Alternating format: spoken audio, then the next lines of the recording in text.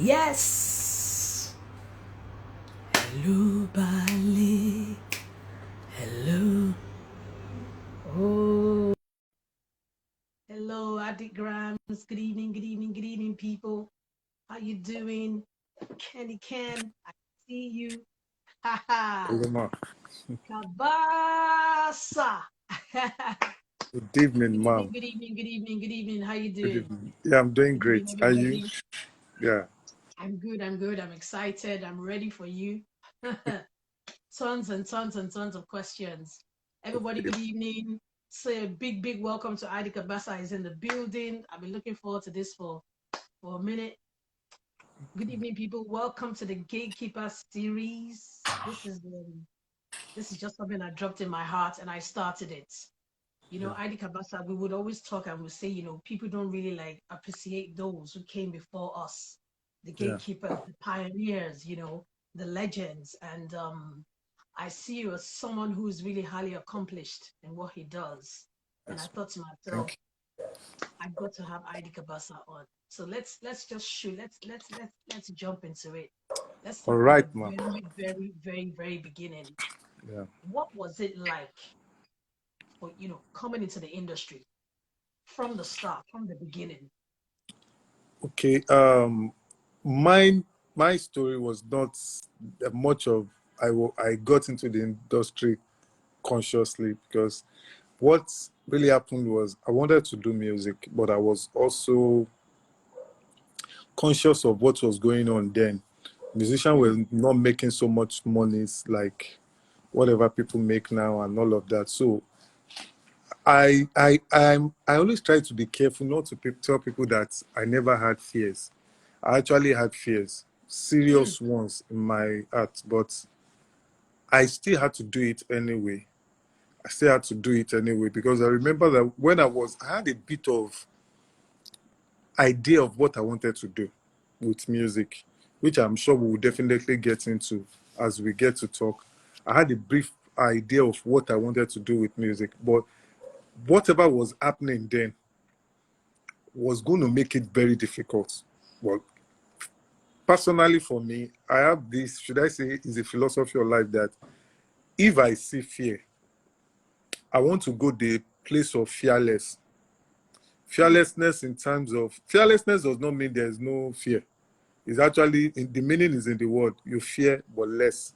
So I want to go the route of let me just be less with the fear and just look at what I want to get from it. So for me, I played music in the church all my life, even till now.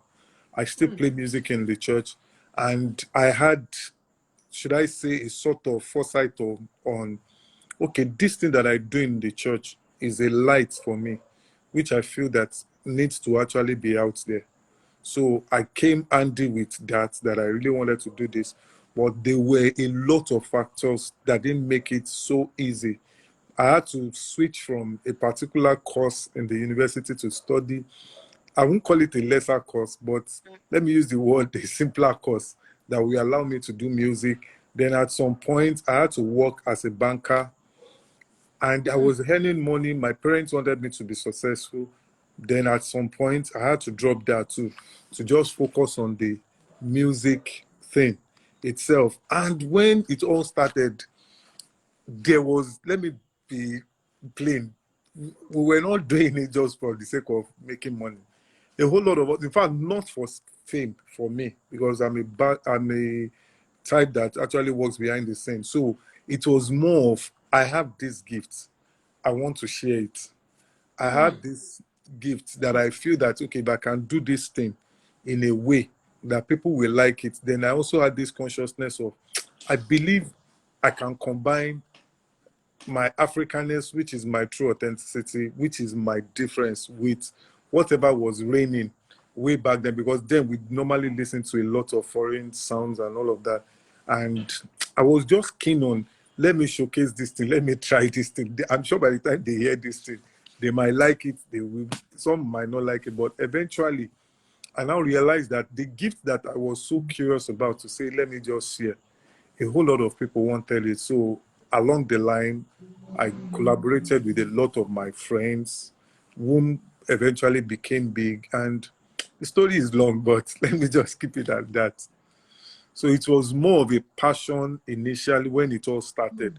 The passion is still there, but with more focus now and with more system and all of that around it. Yes. So you were playing in the church. At one Yeah. point in time, did you think to yourself, okay, I want to take this to another level? I want to like go full-fledged into production. Okay, I think I was in the university, and in church they would take me to studios. I was a very young guy in secondary school. They would take me to studios. They would tell me that they want to record a song, and there's something they call intro and arrangement in songs. They will ask me. They will be trying to do all of those things, but those things comes to me naturally. As in, I would just say, okay, why not? Let's try this phrase. Then before you know it, they will tell me, this intro is nice. This one, and I realized that I could also play everything that I was dictating.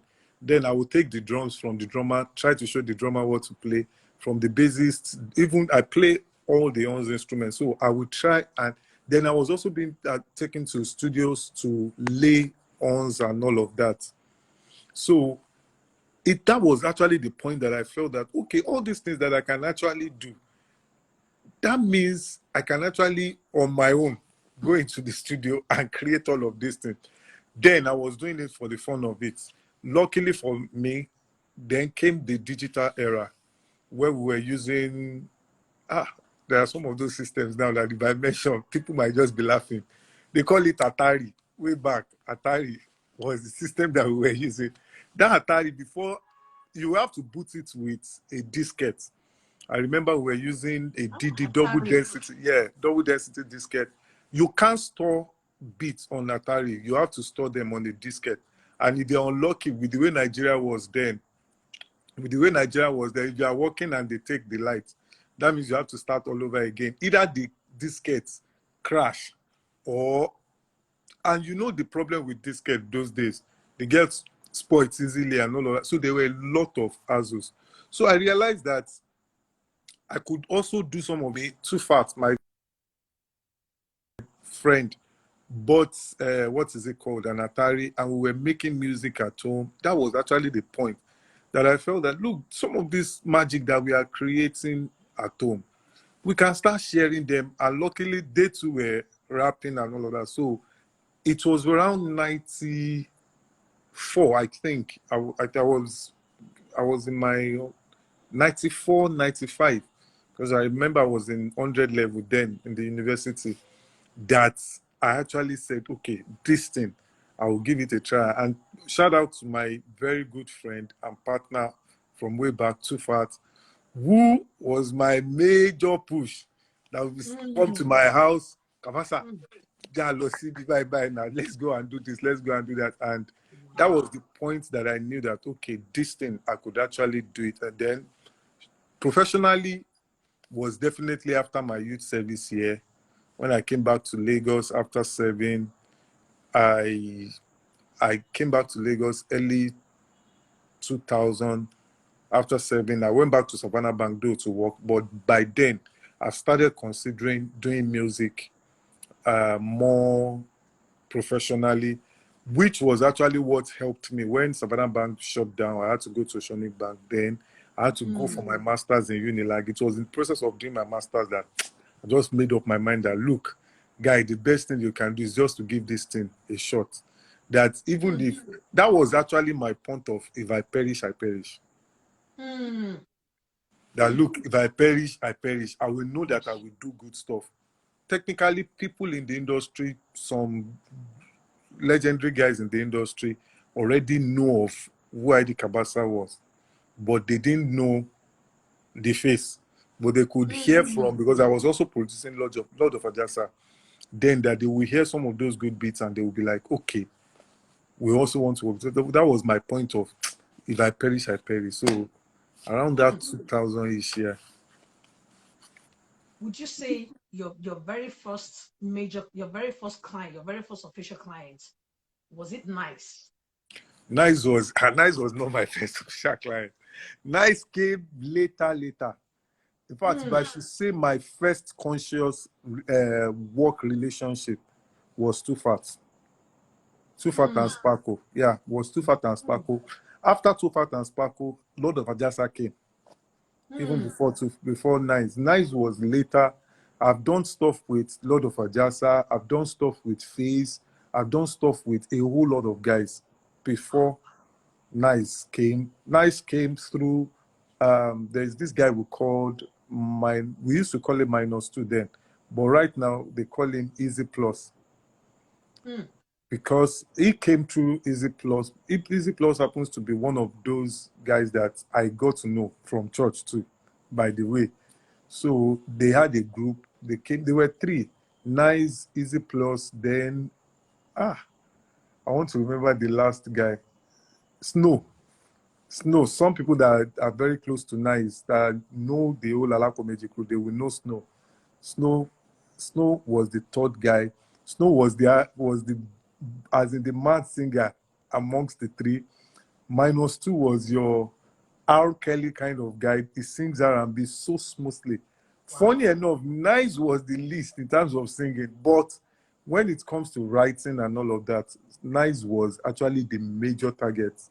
Even along the way, Nice didn't want to sing again. He wanted to just learn how to produce music and engineer. At some point, that was actually what we were working on. When one day I just told him that, okay, I need somebody, I don't want to do this backup myself. I need an husky voice to help me do this backup. And Nice went in and he did the backup, and I heard something very strange. And I'm like, guy, this is a gift too. That people might tell you that is this, is that. So that was how we got to start work on, let's see how we can actually do this thing. And the rest is history now. The rest is history. Yeah. Okay, now I want to ask you a question. ID CABASA, as a producer, when you're working with an artist, yes, do you craft a particular sound around the artist? Or is it a case of, okay, you've had some beats already, and then the artist now comes and he chooses? Or you say, this is nice, this is too far, this is this. I'm going to craft a particular sound around this particular individual. Now, way back, you have to come to the studio with your song, and we work on the song. For people like Nice, people like Olamide, all of those guys that I worked on, I'm sorry to use this word, but they were more like my lab mouse. I was testing sound on them. You know, like I said earlier, I had what was going on in my head. I had the classical background. I had your normal African, well-cultured African music background. I had all of those things in my head, and I wanted to fuse those sounds together. So I was just looking for people that can actually sing. So I will experiment on, okay, this particular guy now is singing Fuji, but I want to put a rock beat under it. This guy is singing highlife, but I want to put a sort of R&B beat underneath and all of that. So I was experimenting sound. But for like somebody like Nice, like I said, after recording Nice, I found out some great stuff about Nice. So we started listening to Wyclef, because Nice sounded so much like Wyclef when it all started. If you remember, then he would say, yeah, all of those Wyclef things. So we started listening to Wyclef. But we knew that Wyclef, sounding like Wyclef was not the goal. We knew there should be a difference. So we were listening to Wyclef. Nice had both parents. One is a Christian, the other is a Muslim. He also had the Islamic background, which, but in fact, Nice is Afar. He knows how to do the Islamic scale, all of those things. So, yeah, at some point, I'm coming. I need to switch off my phone from Your phone.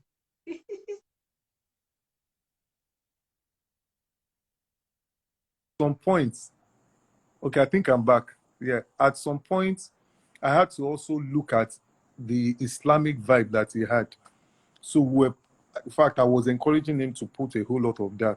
And Nice's mom too happened to attend one CNS church way back, which also gave us that route. So we were able to connect, because I grew up as a celeb boy who had all those music, all of those things inside of me. So we were able to connect at that point. And we were so hell-bent in making new music that we said, look, we know that this is the way everybody is doing it, but we are not going to go that way. Even with Too Fat, with Lord of Ajasa, with all of them. Like for Lord of Ajasa, people were rapping in English then. He decided to stick to Yoruba, which was what I love so much. I try to tell people that he actually pioneered that particular Yoruba rapping thing. Then I will give him very serious hip-hop beats for him to do Yoruba stuff on. Then for somebody like Too Fat was mixing English and Yoruba together. Then, but we still, from the place of the beat, we infuse African beats with proper hip hop that was buzzing then and all of that. And I also had my classical background, which I was also putting into some of those beats, like Lord of Ajasa. Now you hear. So all of those were me just trying to play around sound, and at the same time, I had people that we operate on the same frequency of we don't want to do what everybody is doing. We just want something that will be very unique and different from what everybody is doing. And that was precisely what we did. Okay, when you're recording, do you like put a vision down as well, that this is the vision, this is the Yes. sound, know that this is your target audience, Yeah. and stuff like that? And would it just be a case like, okay, somebody has written some lyrics, there's a harmony, and then you build around that, or you just say, hey, nice, I want you to do a song called Gogwaso, or nice, I want you to do a song called The Most Incredible Out of Niger, or it's just a case of you're just everything is just flowing naturally in the studio? Okay, now before now, what we normally do, in fact, most times we build a story before we do the song, which was why I said most times we normally have the song before the beat. Then what will normally happen, like first, let me use Nice as an example. Let me use all of my crew guys from the Nice, Reminisce, and all of those guys. What we normally do then is we try to tell stories. We try to tell stories like, okay, if it is going to be a story, we try to also watch out for the emotion that we want to actually attend to when we tell those stories. So technically, we know what we want from the start. We know the end from the beginning. Now, some things can change. The method that we go about it might change, but the mission most times does not change. The mission is either to make it emotional. The mission could also be to make it danceable. The mission could be, okay, we want to tell the story of the Nigerian, whatever that was happening then. And we feel that to tell this particular story, we actually need a sort of melody or tune that will make people listen rather than dance. So all of those things we normally used to have them as vision. But now that, yes, there is a lot of vibing in the studio, the way I still work is still to stick to some of the things that we've learned from way back, to still bring it forward. In as much as you want to vibe, I want to have a discussion with you as an artist. Like, okay, I worked with BOUQI on a project, Asanlaye, which is, I need to know what story that we want. In fact, it is the story that you want to tell that I want to start looking for a beat for. I don't just want to make, I love making beats with your sound too. Like, okay, this is the way this guy sound. I want to make it, but I also want to make a beat that will tell the story that you want to tell better than just giving you a beat, then start expecting you. Just imagine if I give you a dance beat that is very danceable, and on the beats, I'm saying things that people should actually sit down and reminisce on and all of that. So those are, now I'm not saying people that do, they just give you beat and you do whatever. I'm not saying it's wrong, but this is just me trying to make sure that whatever I'm doing is whole. I don't just want to do them in pieces. Yeah. For the benefit of those who are aspiring producers who are watching us right now, how important is it for a producer to know at least how to play at least one instrument? Okay, now a lot of things have changed. Technology has helped. Yes. They don't really need to know how to play, but they need to know how those instruments work. they don't, technology has helped. The use of what is it called, samples and all of that has actually reduced. One of the best producers that I know in Nigeria, one of the very few ones that I know that is very good, I know does not play the piano very well, but he's doing great job. Saz does not really, is not really your pianist kind of like some of us are, but he's doing some incredible, from way back that I've known him. He knows how to use the samples. Then the little piano that he can play, he knows how those things work. So majorly, it is to know how the instrument works rather than just how to play the instrument. Instruments. The focus, yes, the focus is more on how the instruments work, how to make the instruments work rather than just knowing how to play the instrument. So for so many of them, they don't really need to know how to play the instrument, but they need to understand how those instruments work and how sound itself actually work. Yeah. Because there's some producers who have a preference fusing the organic instruments together with the digital programming.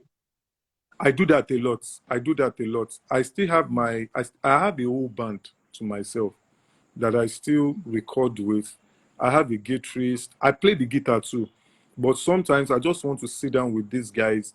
Let us look at creating, because at the end of the day, creativity is not to only one person. So, and anything you want to see grow, which is what I would tell a lot of them, anything you want to grow in life, you must learn how to give out control over it. If everything is all about you, you are going to technically reduce the growth of that thing. Like, whether it's governance, whether it's creativity, whether anything that it is, if you want it to grow, you might need the input of other people. So what I do with my instrumentalists is we just sit down together. Most of those guys we play together in church and they are still around. In fact, one of them, Eskies, is the one producing Olamide currently on some of the songs that Olamide is from rock to all of those, the last album. So what we do is we sit down together. I just tell them that, okay, this is what is going on in my head. Let's see how it's going to work. This is the way I feel it is. So guys, they will put their own stuff to it. Then I learn from what they have done. And sometimes, in fact, a lot of times too, when I want to record, I bring them in after I've programmed, after I've put together my kick, snare, and all of those things. I still bring them in to say, okay, you come and play the guitar on it. You come and play the horns on it. You come and play this, come and play that. And they are also the people that actually criticize a lot of my beats too. So that collaboration we need to keep having. Yeah. Okay, Coda Tunes. Yeah. You're a producer and you're the CEO of Coda Tunes. How do you maintain a sense of objectivity whilst working? Because those are two different, CEO, producer. Yeah. Okay, let me say I understand that there is a music business, then business of music. There are two different things that from way back, then probably because I've also learned from my experience working in the bank, then my certificate too, because I have a master's degree in management science, which helps me to understand the so many principles that you use in growing an organization. So beyond me giving people roles to play, I also outsource a lot of things. Anything that I know we are as a whole, that either myself, Too Fat and Co, we are weak in doing, I don't have a problem in sharing whatever I want to do with people from in fact, over time, we've created businesses that we have a guy now that does distribution, that it's basically started from, we need somebody that will do distribution. CABASA, you can't be producing music and at the same time going to radio stations to go and give them music. So we needed somebody that we will send on errand to go and distribute those things. It was in the process of distributing those things that we just called the guy and said, guy, you can actually be doing this for other artists too and all of that. And that was how that became a big business for him today. And the guy is doing so very well in Nigeria now that he has built houses and done a whole lot of stuff from that business. So I understand delegation. And I also understand, like I mentioned earlier on, releasing control. Now, I'm not saying that I'm so perfect, though, because for me now, I'm so much of a passionate person. Because if I tell people the good parts and I don't tell them where I failed, they might not learn. Some of the places that I failed is the fact that I was so passionate, I so much love music that at some point I was not doing the business. I was not signing the contract that I'm supposed to sign. I was not doing something because I just wanted, like I said, I wanted to just do music. I wanted people to listen and hear what I have to say. But along the line, too, I was lucky enough to have people that were like, let me use them, my own gatekeepers, like accountability partners. I kept on mentioning too fat. People should understand that too fat was major Yeah, I around me. tagged him. I tagged Yeah, him. Tufat was so major around me because he was more of the calm guy. Yes, both of us technically were not business people, we were two creatives, but at least he was more of the calm guy that would still say, I do. I think we should let this person handle this. I think we should allow this person handle this. So a lot of the people I had around me, they actually helped in such a way that I could concentrate on creating music. That all of the CEO thing was just in title and when we had to do board meetings. So anything that really had to do with the business, they were handling it and all of that. And the few ones that I think I could handle, probably that I would be the one to actually do, I create time to handle. So we are delegating and we were also outsourcing. The there's a song that I love so much. Anytime I put it on, that classic jam, the most incredible Oh, part of okay. Naija, Two Face Yes, yes. and Nice. Nice. How did you Yeah. guys, my goodness, how did you guys go about crafting that particular song? I wish I could actually put nice on this life, but fortunately, Honestly, I I think tagged he's him. not around. I, I, Oh, he's I not wish he around. could actually come up because this Ah, would have been this particular song actually corroborated what I said earlier on. mm, I remember that Nice wanted to do a song with Two Face. He wanted a dance song, but I was hell bent on no. This guy is beyond music. This guy is a philosophy on his own. I've listened to a lot of Two Face's songs, and I noticed that Two Face talk a lot, and is very deep and all of that. And I told him that even you are like that. In fact, Nice, Nice is one incredible person that when Nice writes, if you are a Yoruba person and you understand Yoruba, you will know that this guy is older than his age, the way he ah, writes. man. So I said, Deep. let us do a bit of wordplay. People need to hear what you are going to say on this song. I don't want them to just dance. That will just have some repetitive phrases that people will just dance and they will forget it. No, I want a song that they will remember. And he said it in an interview recently that initially he was angry with me, but he couldn't show it because it was I didn't know that. He said he was angry, but he couldn't show it. But thank God that he couldn't show it then. And I remember when I created the beat, I intentionally made sure that the beat is not your fast kind of beat.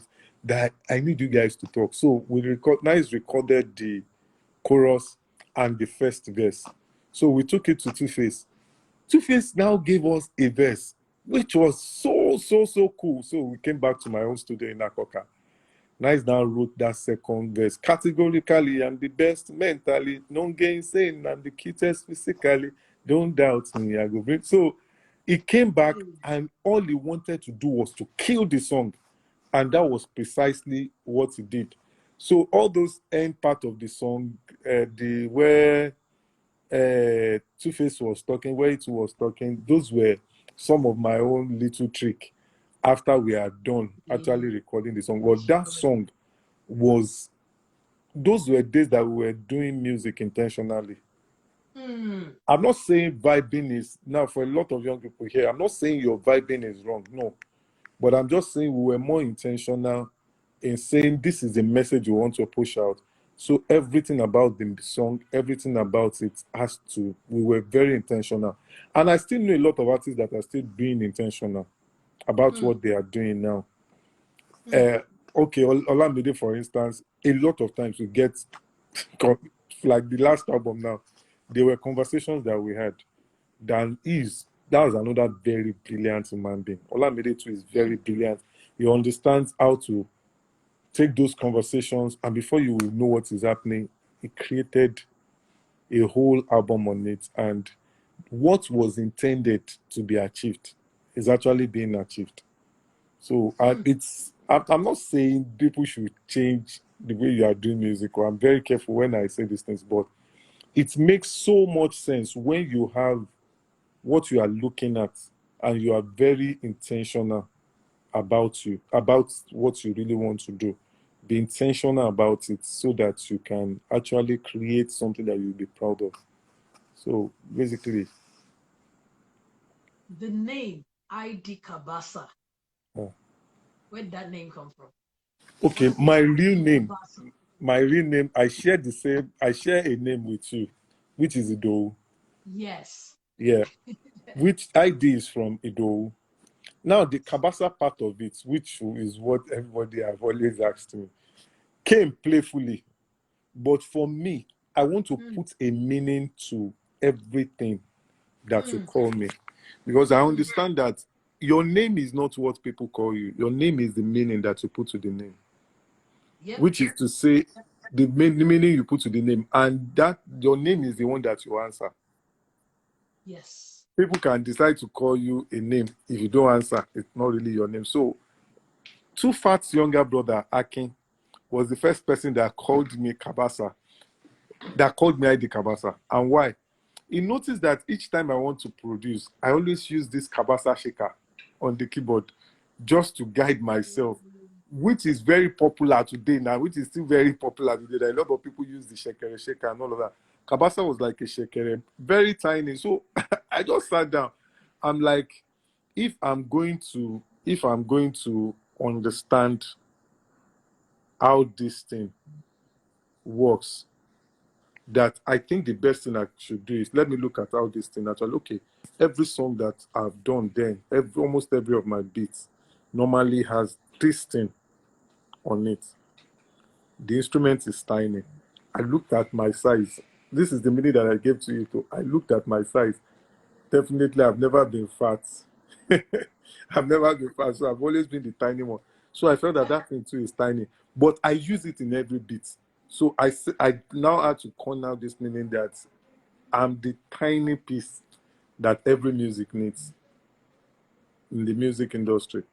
So when time they ask me, I'll just tell you that I'm the kabasa that you need in your music and all of that. So, and the idea is just the acronym of my name, Ido.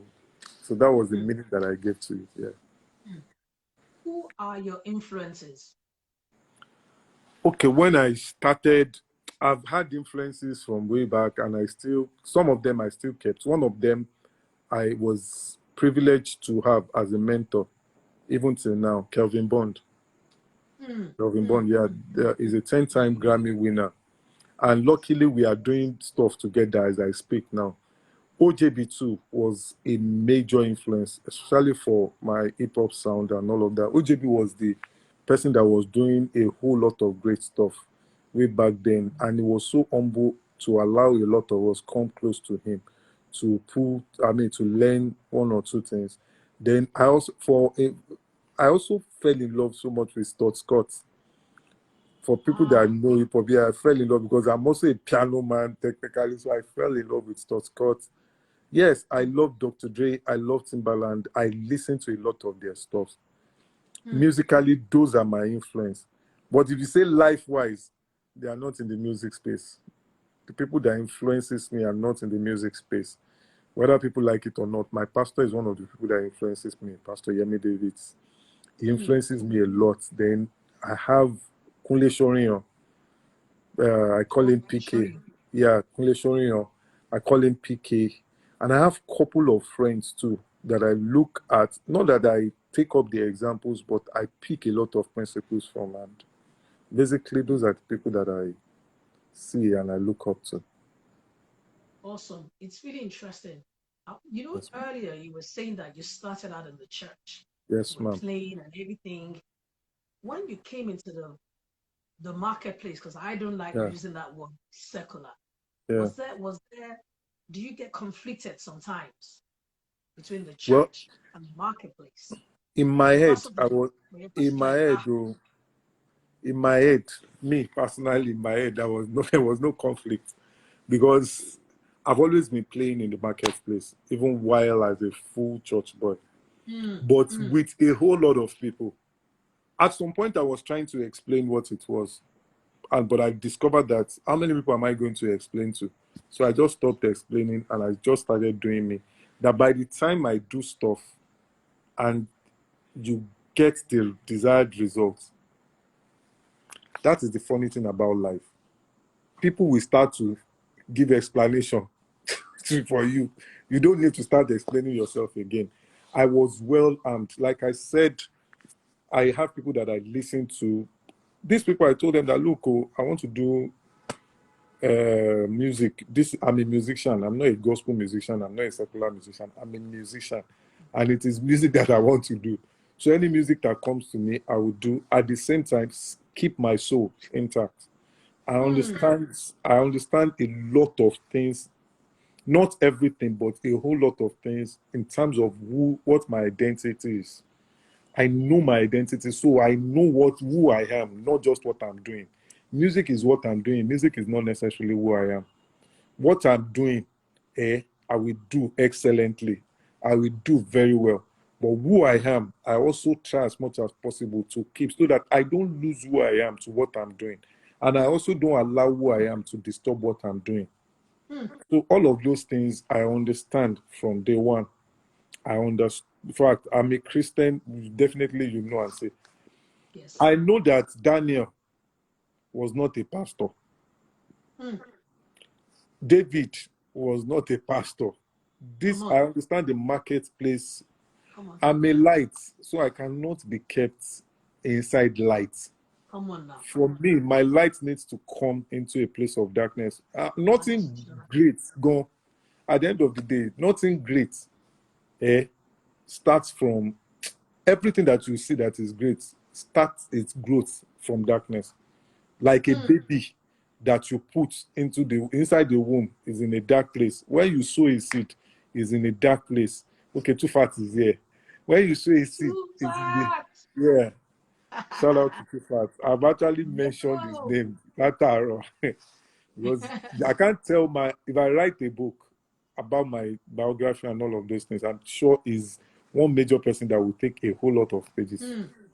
Yeah, so anything that you want to see grow, that you want to light itself find expression in darkness. Yes. If I put too much light in a room, we will go blind. It will be too much, it will be too much light. So God created darkness for a purpose. Light will not have relevance if there is no darkness. So I understood all of that. And I understood too that dark does not mean bad. That is one thing that a whole lot of us needs to understand, that dark does not mean bad. If dark is bad, then a child will not be in the womb.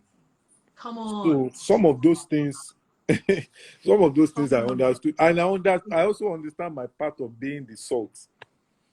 If the salt is for preservation, if I stay in the church, let us say the church is a soup, and what is called the world is also a soup. The church is so salted that people cannot eat the soup because we have too many salt that refuse to live there. But Yomatija. So a lot of people are saying the soup is too hot out there, so they can't go. How will you, a salt, say the soup is too hot? Because you are the one that will give it the taste, and you are the one that will preserve it. So I prefer to actually. I'm not saying the guys that stayed back in the church are not. I still produce a lot of gospel artists today. In fact, I have a lot of them that I'm working with. I'm working on. We just finished up a project with Gaze. I'm going to get into a project very soon with Nosa. I'm working on a particular project with another gospel artist as I speak to you now. That was where I stood up from. Yeah, like I said, I'm a musician. I'm working with them, but I also understand my very place of I need to shine my light, not put it under the bushel. I don't want to put it under. See, let me just quickly say this. I love that you are the one that I'm having this conversation with, so I can actually be a bit more if I'm having this conversation with another person, I might not be able to give this example. I realize that a lot of us as Christians, we have seen, I'm not saying heaven is not the goal, oh, Auntie. Heaven is a goal. Earth too is a goal. God, if God wants you to live only in heaven, he would not have brought you here on earth. Come on. So as a spirit, he gave you body to come and do something on earth. So you cannot come to earth and the only thing you are focused on is to go back to heaven. And this, unfortunately, makes you heavenly conscious and earthly useless. So true spirituality for me is actually to be heavenly conscious and also earthly useful. Which is to say that probably it is the work, the good stuff that I've been able to do with the life that it gave to me here on earth is what will determine the portion that I will get there. Don't let us forget, though. Yes. Abraham had the bosom. Lazarus was begging. From that analogy that they gave us in the Bible. So rather than just me, at the end of the day, I came here.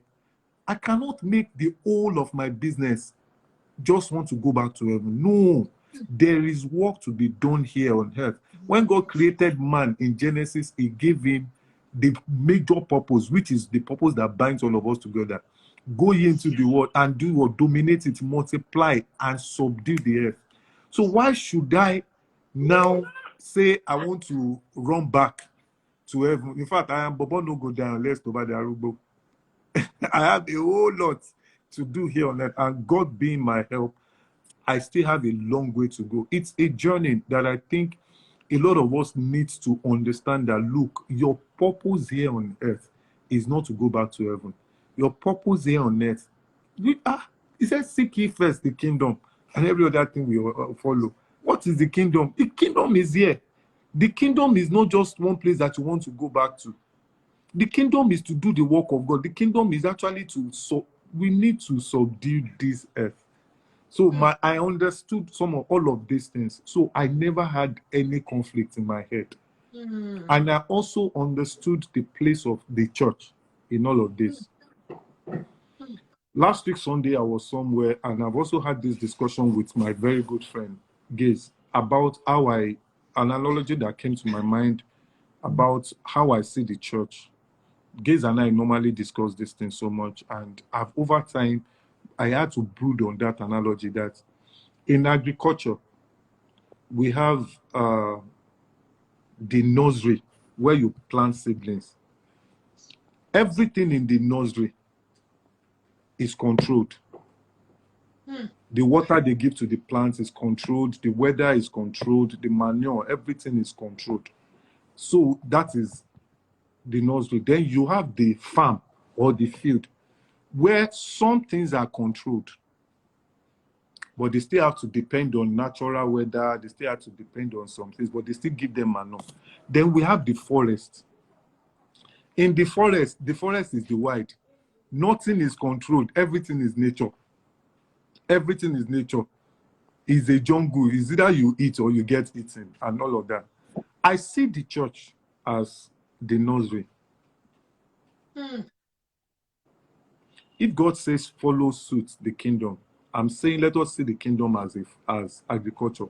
The church is the nursery where the words we hear is controlled. The way we behave is controlled. Everything there is controlled.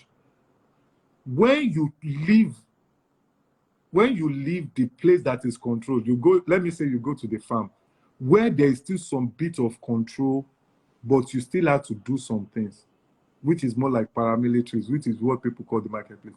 Then there is the forest, which is where I am operating now.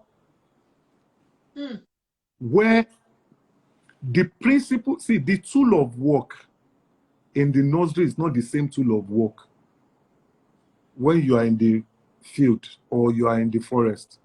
In the forest, they use tractor. In the nursery, they use hand shovel. If you take hand shovel to the forest, sincerely, what you have is grass. You can't get anything. It's just grass that you'll be getting.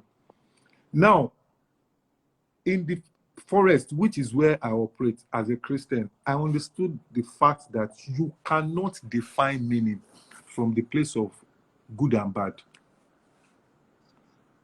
Truth is not defined by whether it's good or bad. And in fact, any Christian that wants to cross into what we are doing, like what you have done, you have also come into that space, you've conquered it. You conquered it, and you conquered it so very well. Which is to say, you understood some things. And some of the things that I think we actually share in common is what I'm saying here, for especially for those that are Christians that are listening to us. You need to understand that, look, you cannot define meaning. You cannot define things by it is good or it is bad. Let me give an example. Number one, Anshola, many times people will tell you that fame is bad. Yeah. I've had in church, because everything is controlled, we see it only from the way it has been used. So technically, a lot of pastors will tell you that don't get popular and get arrogant and all of that. No, fame is a sweet thing. Fame is God's gift to you. If you are not famous, you might not be able to do so much. If you are not famous, you might not be able to do so much. One of my anchor scripture is Genesis 12. And God told Abraham to leave his father and his mother to a land that he will show him, and his family to the land that he will show him. He said he will make his name great. If you check the message version, that name great means I'm going to make you famous. And there's another scripture that also... in the message version. Yes, MSG. And there's also a scripture that says that in the multitude is a king honor established. How do you get multitudes if you are not popular? Even when we come down to the church itself, how many church really call you because they know you are very anointed? They call you because you are popular. So it is not just about us saying, some of those limiting mindset. It can work in the church where they expect you to have perfect behavior, which by itself is a scam. Jesus never expected you to have perfect behavior. Yes, but a lot of us, we expect people to be perfect. So that is why I said everything is controlled there. The way you talk, the way you move, the way you dress. Yes. This is a bit sensitive. The way you dress. Yeah. Jesus said, go into the world and make disciples of men. Save their soul, not what they are wearing. I might not be able to go deep into some of those things. I can only have this discussion with probably people like you in a coded place, because I know there are a lot of people that are still struggling to have a hold on their spirituality here. So I might not be able to say some of those things that they don't really matter, but that we focus on. We keep saying, celebrity life is this, celebrity life is that. Please, celebrity life also is good. It depends on how you use it. Nothing is good, nothing is bad, except from the way you use it. Water is good, water is bad. If you use water, when you drink water, you will be filled. But if you jump into the ocean, it will drown you. So at the end of the day, you need to understand, for you to operate in that forest that we are in, you need to understand, first, you need to know your identity, that you are a Christ here on earth. Yes. If you understand that, then you also need to have the mind of Jesus. Jesus was never about who is right or who is wrong. It was never about, because I realized that when he wants to heal somebody, he will tell them that, do you believe that you can be healed? Then he will heal them. He will not even ask them to accept him first. So a lot of things that, now, in all of these things that I've said, I'm not saying that there's no place for the church. The church has a very pivotal role. All of the religious houses, they have their pivotal role that they have to play. But don't let us carry the light that God has given to us. Our greatest form, our greatest worship is actually to use that light. Is to use that light. If you are famous, use it well.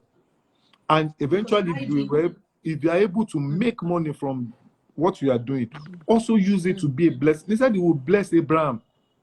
And he will make him a blessing. Which is to say, he will make him a blessing means he's going to also make him to bless other people. So these are some of the things. Because right now we are talking my faith and my work. So these are some of the things that I understood, which is why, and see, you know my journey. My journey is to bring in a lot of people to succeed. And that is where greatness starts. Greatness is not about you succeeding.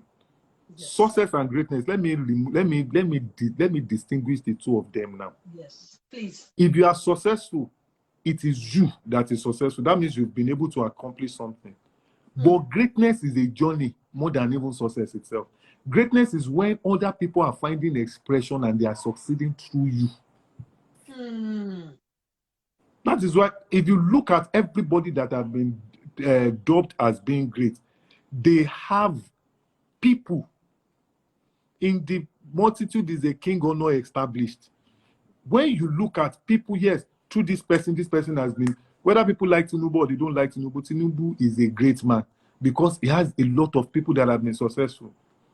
Through him, a lot of people are finding expression in what he's doing. So that is where greatness lies. He has, for great artists, people like Wizkid is great, for Christ's sake. A lot of young people are being motivated by what he's doing. Olamide is great. Two-Face is great. A lot of these guys are great. Don Jazzy is great. CABASA is great. Because we have been able to motivate. And Shola, you are great because you have been able to motivate a generation. You've been able to change culture. You've been able to dictate things. And trust me, great people are famous. Great people are accepted. Because in traction for an artist, you have the place of fame and you have the place of acceptance. Yes. You can be famous and not be accepted, and you can be accepted and not famous. But if you have the two, you are great. That acceptance, though, for me, is major in your greatness journey. That acceptance means you have transcended the place of what you are doing. People have started accepting you. Yeah, somebody said Davido is great. Davido is very great. I'm happy when I travel abroad and I see them play his music. So that acceptance is a place where, you know, you stop having fans. Rather, you started having disciples. People that are ready to listen to you, people that are ready to stay by your feet, just like Jesus did. So that part is what I normally tell a lot of my Christian folks that are close to me, that look, we need to leave this era of I just want to be successful, where I have done well for myself, my family is fine, I can afford the house and all of that, and it doesn't really replicate on other people. It's like the Maslow hierarchy of needs. Those that are trying to survive, those that are successful, those that are finding fulfillment, then those that are making agenda. So for a whole lot of us, I think the goal for a Christian is to be great. And when you want to be great, learn from the church, learn from scriptures, and learn from all of those things. But most importantly, you must need to know the scripture yourself, so that when you go out there, just like what I am doing, just like what you are doing, ma'am, you will know that, like Matthew 10, if you are a Christian, you go and read it. Matthew 10, read it, message version. He said, I am sending you on an hazardous work. Do not announce yourself. Don't let people, don't tell me by the grace of God you will do it. No. Already I know the grace of God. Or, I'm doing this thing, so that, let's do it so that I will put the devil to shame. Who told you the devil has shame? If the devil has shame, he would have become born again. You understand? I will tell the truth just to make the devil to be ashamed. No. You understand what I'm saying? So at the end of the day, you need, well, in fact, it is when you know who you are, Anshola, that we won't be over explaining ourselves to people.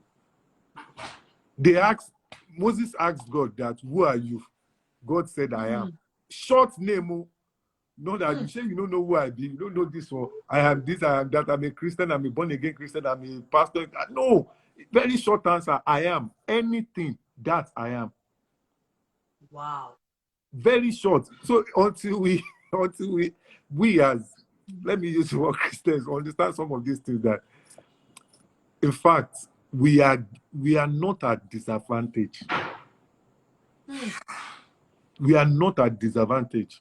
You have an advantage to be a Christian, to actually work in the creative sector, in the, let me use the word that they use, in the world, because I understand too that the church too is in the world, it's not outside the world. Except if you want to just do this. So basically that is what has helped me, man, over the years. Awesome. CABASA, would there ever be a multi-producer project? I mean, I've always had this vision of you, someone like you and Cobams and maybe a Don Jazzy coming together and maybe dropping a huge compilation album, having different artists on it. That's never really happened. It can actually happen, no. It can actually happen. I think during the COVID period that people were doing versus, I went on Twitter and I said I would actually love to, instead of us doing versus, because technically, and this is another thing I run from competition within ourselves. Come My on. competition man is myself. I am not in a journey to be number one. I just want to be different. I want to be different. And I want my difference to be so accepted that, because you will only be number one when you guys are competing on the same thing. But I just want my difference. So I remember going online to say, I want a situation whereby myself, Jazzy, because people were clamoring that I should do a versus with Jazzy and all of that. But for me, it never occurred to my head, why should I do a versus? No. If I can have a Jazzy in the room, I have a Cobams in the room, I have a Joe Kenny probably playing the drums, and all of us are playing instruments. We now bring in some of your very tight artists in to just come and help us sing on. That was actually what was on my mind then. But this thing that you mentioned now, I know for Cobams and myself, because of the kind of relationship that we actually share, we can actually do something like that. And I'm sure if we approach Don Jazzy, Jazzy is a very good guy, which I know is always down for things like this. So it's something that is very possible. And there are also some other producers too that I would have actually loved to have on a project like this. People like Prophecy, K Solo is there, Prophecy is there. Yeah, there are a lot of OGs that I'm sure they will do really great if we have a project like that. Wow. Yeah. I wanted to ask you, when you record, Yeah. do you have a preference for certain kinds of gear? Like someone like me, I love the condenser mic. Yeah. I love the AKG C3000. Yeah. I love Fairfield, monitoring, near field monitoring. For the near fields, I like the NS10s and things like that. Yeah. Do you have a preference For vocals though, brands or NS10 is king for vocals when I'm recording vocals. Now for me, I'm also a major freak for technology. I love technology, but behind my loving technology, I have this principle of, I know the sound that I want. If you tell me this is the best technology that is in town, the most expensive and all of that, if it is not going to give me that thing that I want, I might not use it. Because I started recording from the days of analog recording. So I love warm sound. When the sound is warm, it's not too harsh, it's not too distorted. So, like NS10 that you mentioned now, for vocals, they don't even make the NS10 again. You have to go and buy, like on places like eBay and all of that. For monitoring my vocals, I actually love the NS10. My preferred monitors for, what is it called? Speakers, monitors. Yeah. I actually prefer the Genelec brand.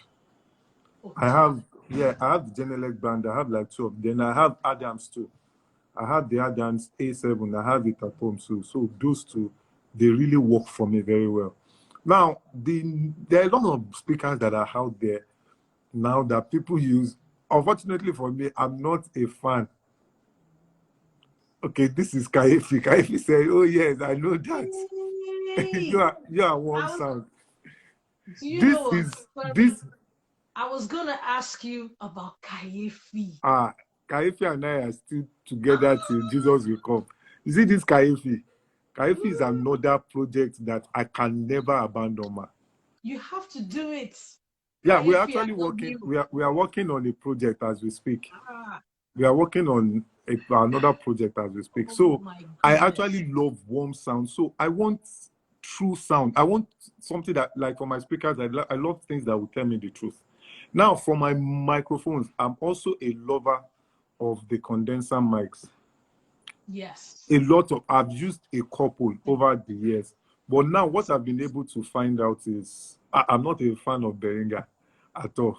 I'm not a fan of Beringa at all, at all, at all. Anything Beringa, I don't even near them. Like I have the card that I use now, the sound card that I use now is actually a UAD, which comes with a lot of it's quite pricey, but it's good. It gives you that warm sound, and it comes with a lot of modeled hardware, like the Avalon amp. It has it, which means if I plug any microphone into it, I can warm it up. I can also give it a lot of presence with those analog gears that I'm supposed to keep. But now the difference is they've been turned to softwares that I can apply even as I record. So that gives me, for me, anything that helps me with ones, I can work with any DAW, that is any digital audio workstation. But presently, I'm using Ableton. Now, I'm not amongst the people that will tell you that Ableton is better than Logic or Logic is better than Pro Tools. All of them works for me. Yes, I actually like the Logic, the Pro Tools interface. It has, yes, it has, it has a whole lot.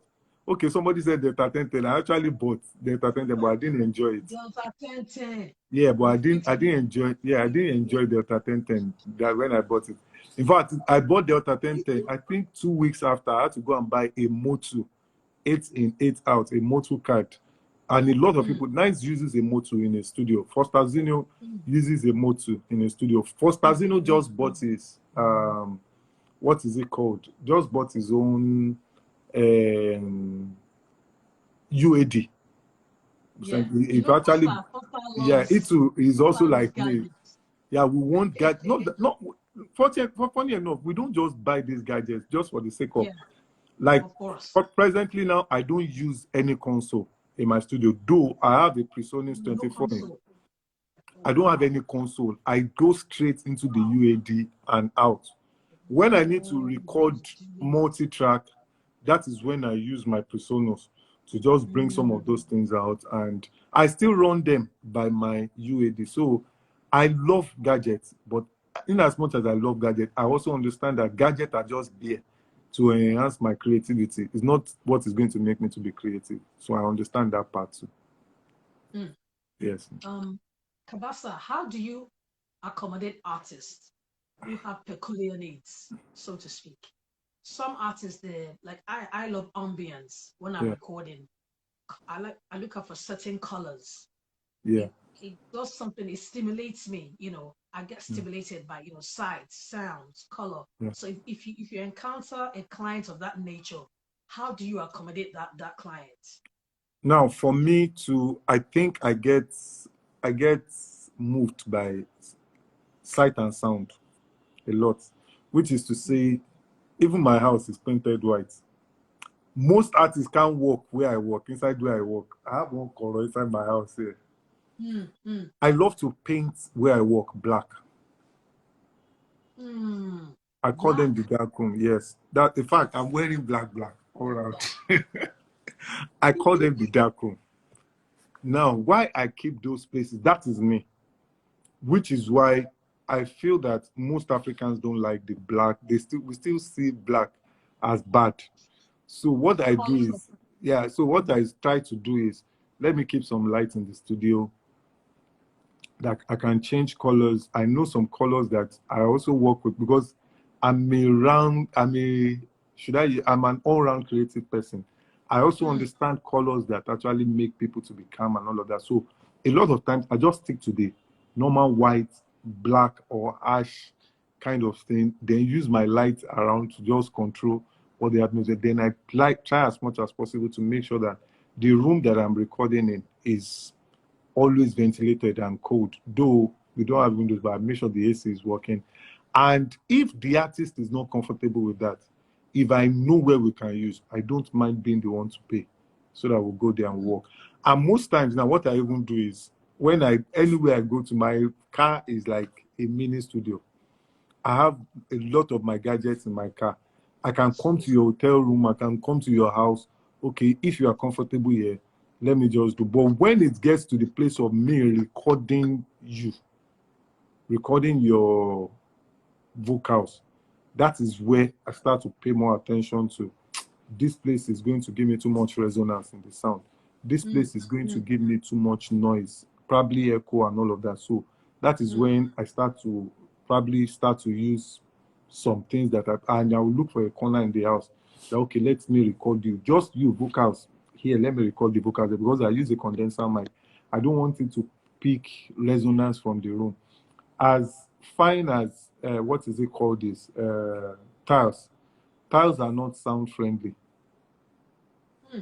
You start to deal with a lot of frequency if you don't pay attention to. And I noticed that a lot of our guys don't pay attention to their recording style. They expect the mix and mastering engineer to fix all of these things.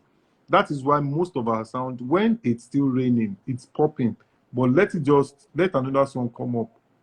Then when you don't listen to it, it will be like, you'll not be like asking yourself, did we really mix or master this song? So I prefer we pay attention from when we are recording. We pay attention right from when we are recording, not just expecting the mastering and mixing or mastering engineer to fix. So that's how how I approach recordings. Okay, I'm Grace personified. She's there's someone here. I'm Grace personified. I can't find you. You're begging that I should add you. Well, okay. There's something. ID, can you give us a sneak peek into your project with Sound Sultan?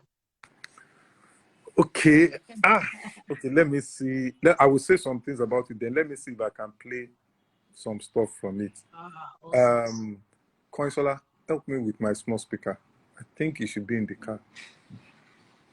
Then help me with my small laptop.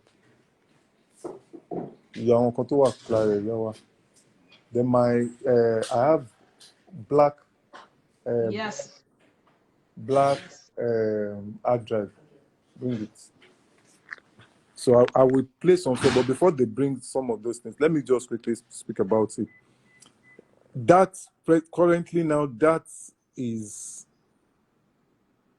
actually. Can I just read something out to you? Okay, and it's ma'am. really, really deep. Rest of Frikim, and it's from Papati. This interview brings into light more than ID CABASA represents in terms of values, personality, and character. It enables people to appreciate him more and know him far better than they think they do. Absolutely. Absolutely. Absolutely. Papati, absolutely. So sneak peek. Larry Sound Sultan. Relax. Charger. Laptop charger.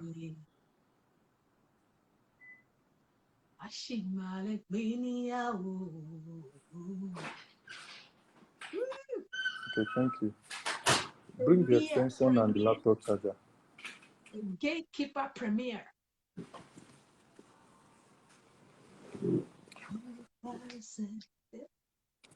Okay, now now this project now for me is becoming one of the hardest. While we started working,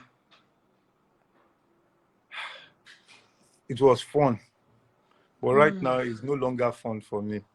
It's no longer fun. Sultan and I've known Sultan right from my days. We went to Lasso together, and okay, I got into Lasso before him though. So we met. In fact, I know he used to perform in First Tag those days, but not really popular like the Sound Sultan that we know. It was Baba D. In fact, it was more of an affiliation of is Baba D's younger brother. You understand? That made me to actually go to, only to find out that this guy is so is a creative genius. So we became friends. We've been friends ever since. So over the years, I've worked with several people, and I can tell you that Sound Sultan is a different one. We share too many things in common, most especially values. We share values in common. It's Muslim and Christians, but when you hear us talk, you wouldn't even know which what, how will I put it? You wouldn't even know. You will start to ask questions like, Cabasa, are you really sure that you're a Christian? The way that you guys are talking and all of that. We share so much more than just, how will I put it? Just the music that we do together. Larry and I share so much more.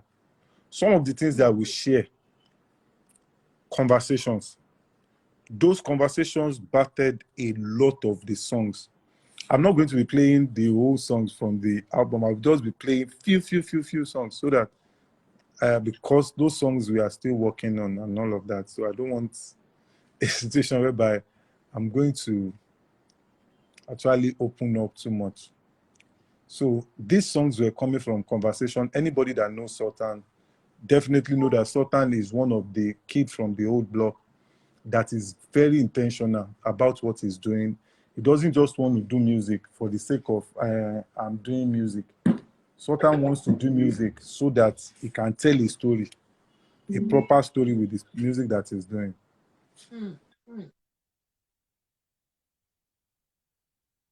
To tell a story with whatever music. So from some of these songs that we have here, I'm going to probably just tell some bit of, I will play a bit, then probably just mention the story that we're trying to tell with some of them. Let me look for,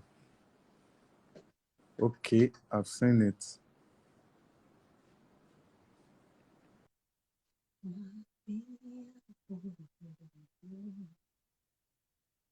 Sultan.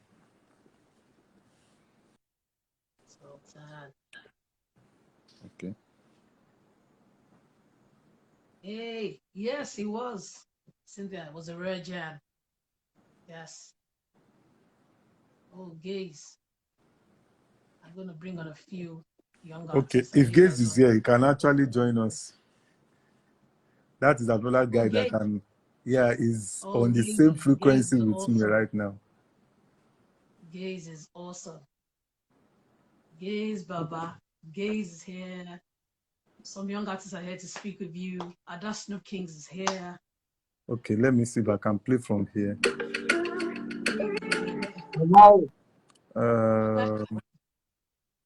Benny Gaze. Okay, Sultan. Ooh. Okay, I've seen the songs. All the songs that I'm going to play here now, they are not mixed up. Yeah. None of them is mixed. Ah, where are these? Okay. Yeah, this one is. This is actually the first single in time dropping.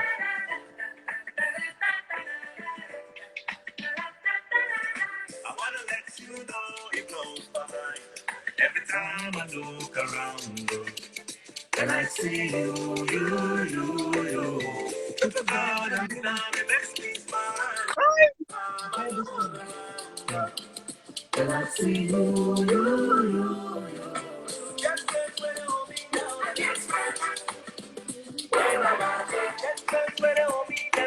This is Friends. We are releasing this, very soon.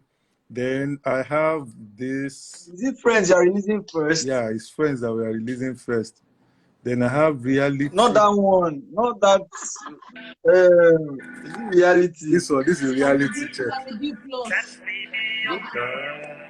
This one actually carries a lot of soul. Take a break from the internet and its vanity. Show with me, make I show you the secrets of the sands of time and I hope and pray you understand. Not shock you say the more money, more problem. Hey, don't shock you say the more money, more problem. The This guy got the life saving officer of them. Okay, then there is Even Dangote, life saving officer of them. So done. Aliko Wando party.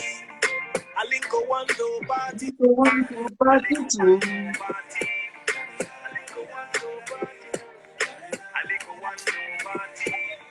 Aliko Wando party. Aliko Wando party. Aliko Wando party. I do make you shy, no matter your level in Hawaii. International, even the local, then they call the bed number. I do make you shy, no matter your level in Hawaii.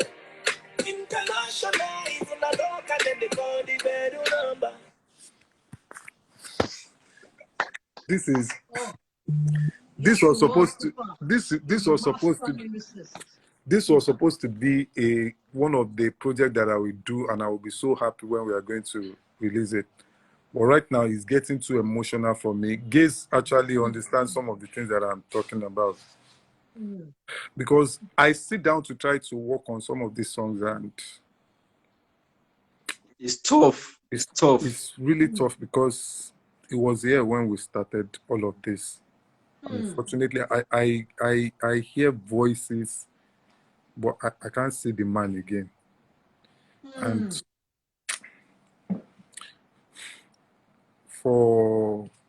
I'm trying to really, I'm coming.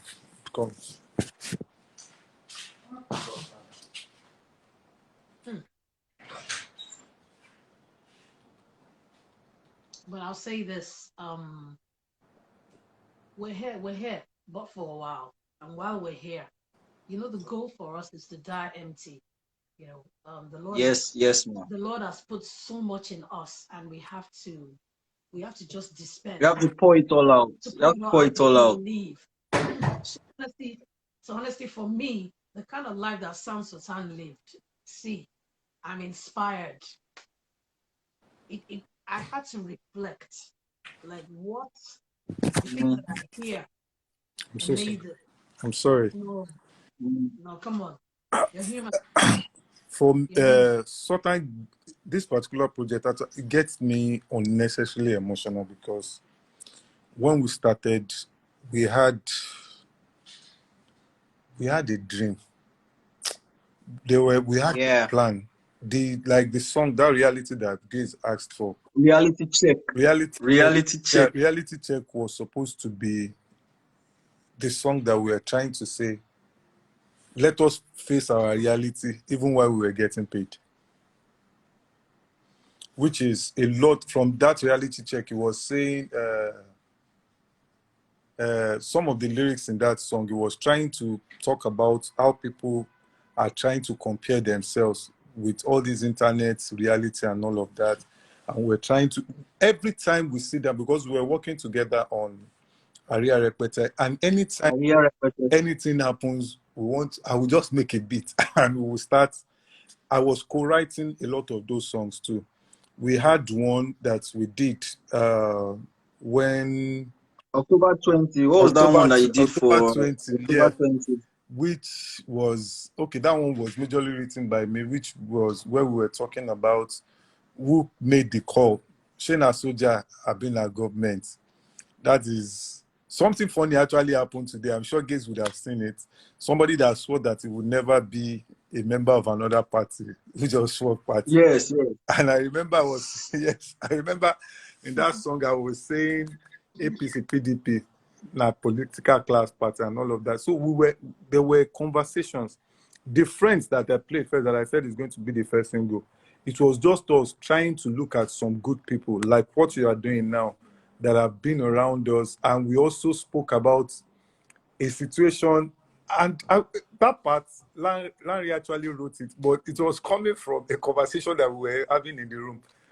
When I was saying to him that, Larry, we need to be careful of the people that have our back, because they could actually be holding a knife. A lot of times you will say, I have his back, I have his back. But what do you have in your hand also matters. If you have knife and you stab me from behind, there's nothing that I can do. So the album, Baba D actually called me 2 days ago, and I'm sure Baba D was trying to reach out to me for us to release this thing. But I was in a bad place when Baba D even called me, so I didn't want to just put my stuff to Baba D. But we are hell-bent, and shout out to Baba D. Yes, Baba D. Yeah. Then he also had a younger brother, Kayode. Then with the crew that has been working with, Daniel, Prosper, Dalu, and all of those guys. Then we have a lot of people from the industry that are showing great help, that they really want to help us. Because left to me, the job is hard now. And shout out to Foster Zino too, who has helped us to mix the first one. And is also going to help us mix the other songs. So we intend to release like a 8 or 9 tracker, because there is also a tribute song that some people did, which we want to also put on the album. The plan is for the album to come out on his birthday, which is in 2 months' time. Yeah, in November. But beyond the album, beyond the music, personally, I know God. His promise to me is to give me long life. So the plan is to make sure that we are able to make sure that we hold on to the Larry legacy, that it doesn't just go down. There are a lot of things that Larry does that I know, that we had discussion. I was fortunate and blessed to actually be around him the last part of his life.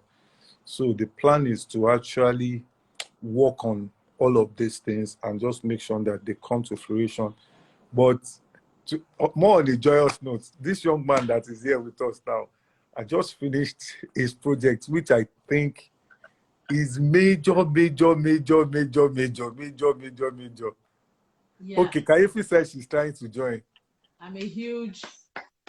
She says, Kaifi, I don't know how to join. How to add? Okay, I can't add you. I'm sure I can add you, sir. I can't have more than 3 people. Okay. I can't have more than 3. Yeah. So I'm trying, like, his own project now. It's another project that is going to not just entertain people. The idea is not just to entertain people. The idea is actually to mold people. He's a culture architect. Well, he calls himself a culture architect. I'm also a culture architect, but I don't bear the name. I'm a CIA in the kingdom. Undercover agent. Undercover agent. So that album, I'm so excited because there are a lot of songs on the album that people will have fun with. Then there are a lot of songs too that when you get to sit down, you will think. We've had conversation on Kingdom and what we do. There's a particular song that I'm so excited on, which is on the album Talkam, which actually addresses that. There's also a particular song which was almost like the last question that we did. We still spoke about. Funny enough, we spoke about it this morning. I wish I could play question. I'm coming. Let me see if I can play it. Hey, we're just jamming today. That question. There are questions troubling my mind. Many answers leading to more questions. Will we ever get the conclusion? Any dorun bolomo. Okay, I think it's up. Everybody seems set. Then play. Oh yeah.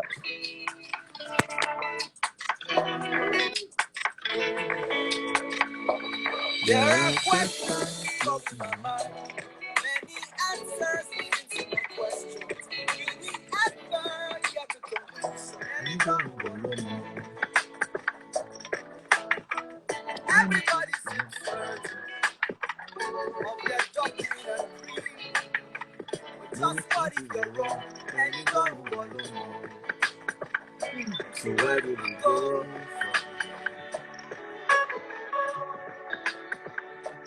Where do we go from here?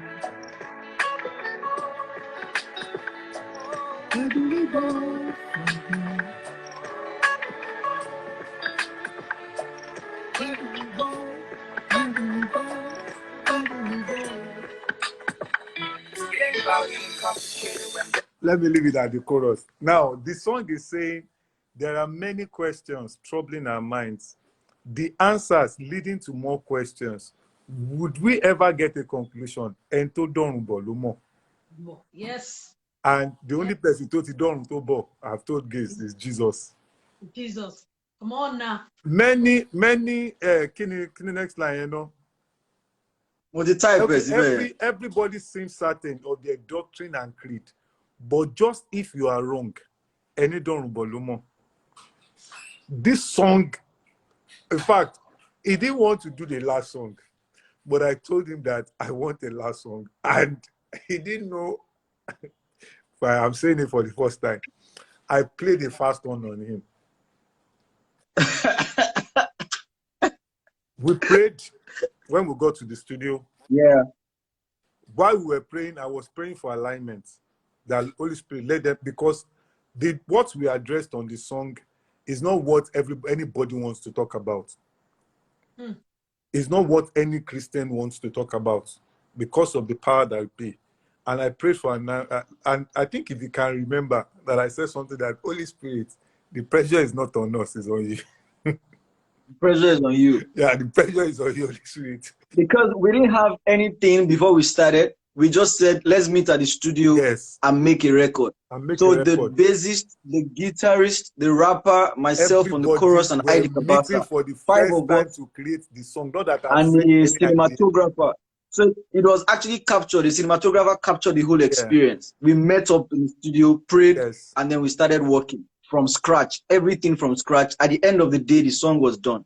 The song was done, and the song was able to capture what it intended to capture. You see? Many creed, many methods of seeking God has become a distraction for us to really see God. And that song actually captures a whole lot. So when the album is out, which is going to be very soon, we are actually at the final stage of mastering it. All the songs have been mixed. We are just at the final stage of getting everything well mastered. Definitely, the reason why we've not done it is not something we can share here, but you know why? I can even share it here. It's expensive. So we are still trying to raise the money to go and master the album and all of that. So once we are done with that, our plan is to have the album out this third quarter of the year. Is actually fourth quarter. Yeah, fourth quarter. I'm sorry, fourth quarter. Fourth quarter. This. We are planning to get it out. The album is not for everybody. Let me quickly say this. The album is for people that are ready to sit down, think.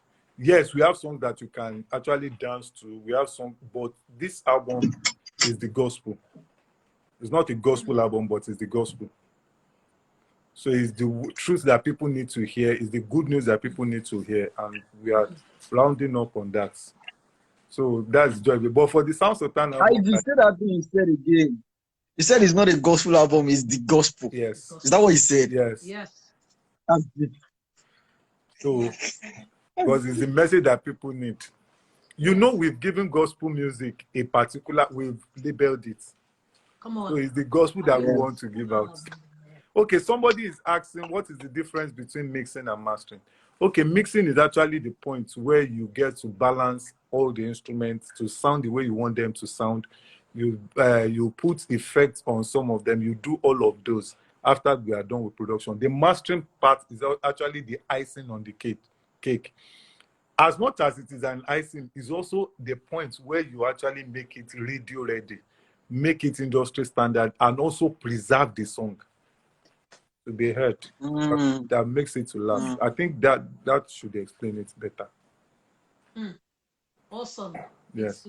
And by the way, another project very soon. This one I'm speaking prophetically. And Shola and I are going to do a song. I'm coming to London. London, by the way. Yeah, I'm actually coming. No, I'm coming to London very soon. I'm actually I don't come to London with the normal visiting visas. I come with the entertainment work permit visa. So they've started work on it. Once it's out, I'm coming to London. And if you speak with Steve Spotlight, he will tell you that one of the people I told him that I'm coming. In fact, you are actually the only person that I have now that I'm coming to actually work. I told him, I said, once we get in, because he manages my affairs there. I said, once we get in, I need to work with Where Them Say. just get where she stays. We'll go look for her.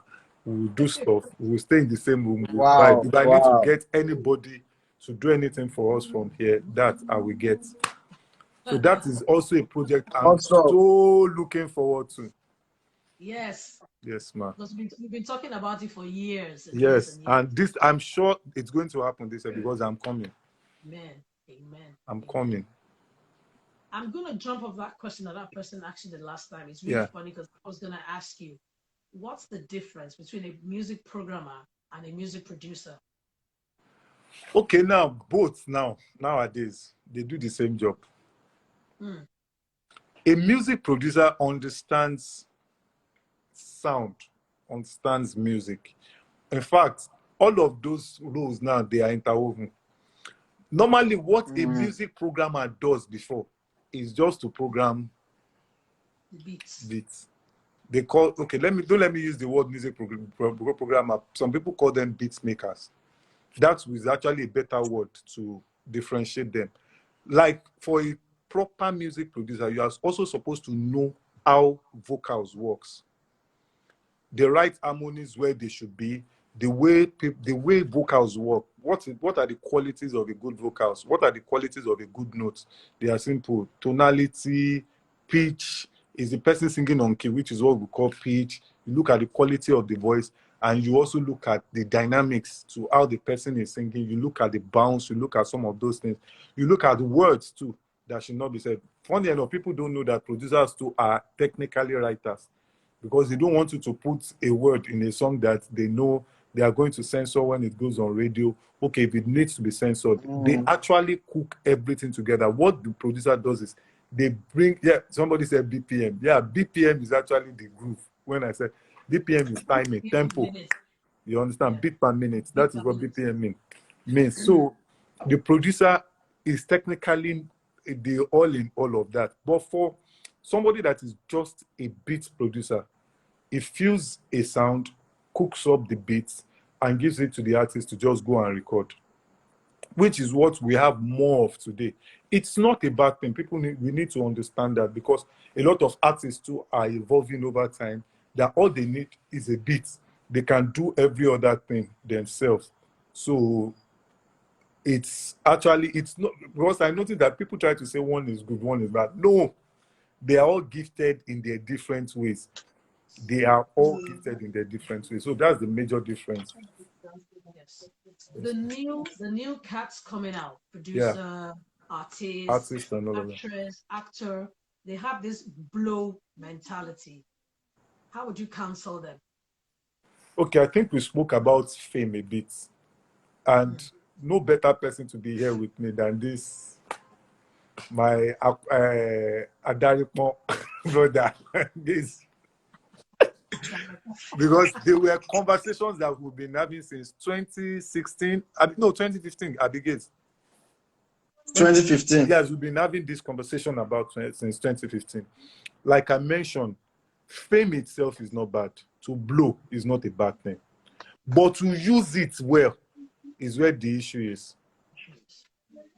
The goal is not just to blow and be broke. The goal is not just to blow and just to blow and be empty.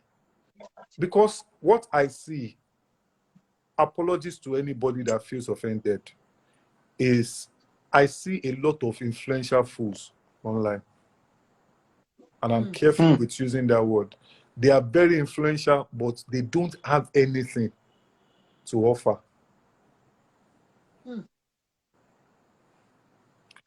If you let me okay, we don't blow.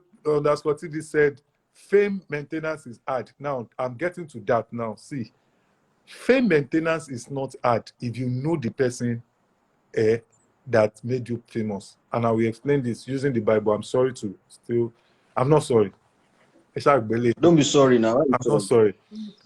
If you understand the story of the Palm Sunday donkey, he was the one that was working on the palm front.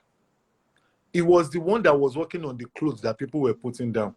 He was the one that was working on things that people were putting down. But he never, at any point, feels that he's the one that people are hailing. Imagine Jesus used imagine that Jesus used Ferrari. a horse. No, horse. The horse will get carried away with the fact that he's the one that is matching all those expensive clothes, and he will just want to show himself, and he will go up. What will happen to Jesus? So if we all can understand that it is the person we are carrying that is making people to see us, then we will understand how to use fame. That is number one. Then number two, people fall in love. You bleed not because of who you are, which is where I will tell you, don't lose who you are. You bleed because of what you are doing. You bleed because they love the music that you are doing. It's not because you are more intelligent. It's not because you are better than every other person. You blew because they heard the song that you did, they liked it. It's not really you, it's the song which is rubbing off on you. So if you understand that, you will understand the place of acceptance where you need to put more. And more is to put more truth into what you are. That is because you need much more than blow. You need much more than blow. I'm not going to tell anybody not to blow. Blow is good. You need it, but you need much more. It's a means to an end. It's not the end in itself. It's an end itself. It's a means to, it's like transportation to an end. So you need a goal of where we are. If I blow, that I was able to get everybody, what am I going to do with you guys? What am I going to do with this thing? It matters a whole lot. It matters a whole lot. Not just, I want to blow just for the sake of, I want to make money, then I want to blow. So that every girl that I talk to, they will say, yes, I want to do this. No, that is not, if that is the aim, in fact, whatever you want to use your blow for, you will get. If it is to make money, you will make money. If it is to destroy lives, you will destroy lives. Anything you want to do with it, you will eventually achieve. But the question is, what happens when the blow? Because scriptures allowed us to helped us to understand that the crown does not tarry for long. So what now happens after the blow is blown? Because at the end of the day, yes, now when the blow is blown, nobody's number one forever, man. Nobody's number one forever. And what really happens is, when we blow, we attract fans. I've said that. And what does fan do to you? Fan will blow you. In fact, fan will blow you. That's the one that will blow you. But once there is it, fan will go to another place and blow another thing. So the question is, rather than me looking for fans, I want to put out a truth, like Gaze is doing with Land 464 now, that we disciple people. That after the hype on me is done, I would see, which was what Sound Sultan 2 did. Is always having shows that it will engage people. It will sing. It will talk to them. Because beyond the music that you are singing, people want more. That was what kept Fela. Fela has died over 20 years ago. Fela is still relevant today. Fela was never a prophet. Fela was just a guy that was saying things that was happening in his time that has refused to change till now.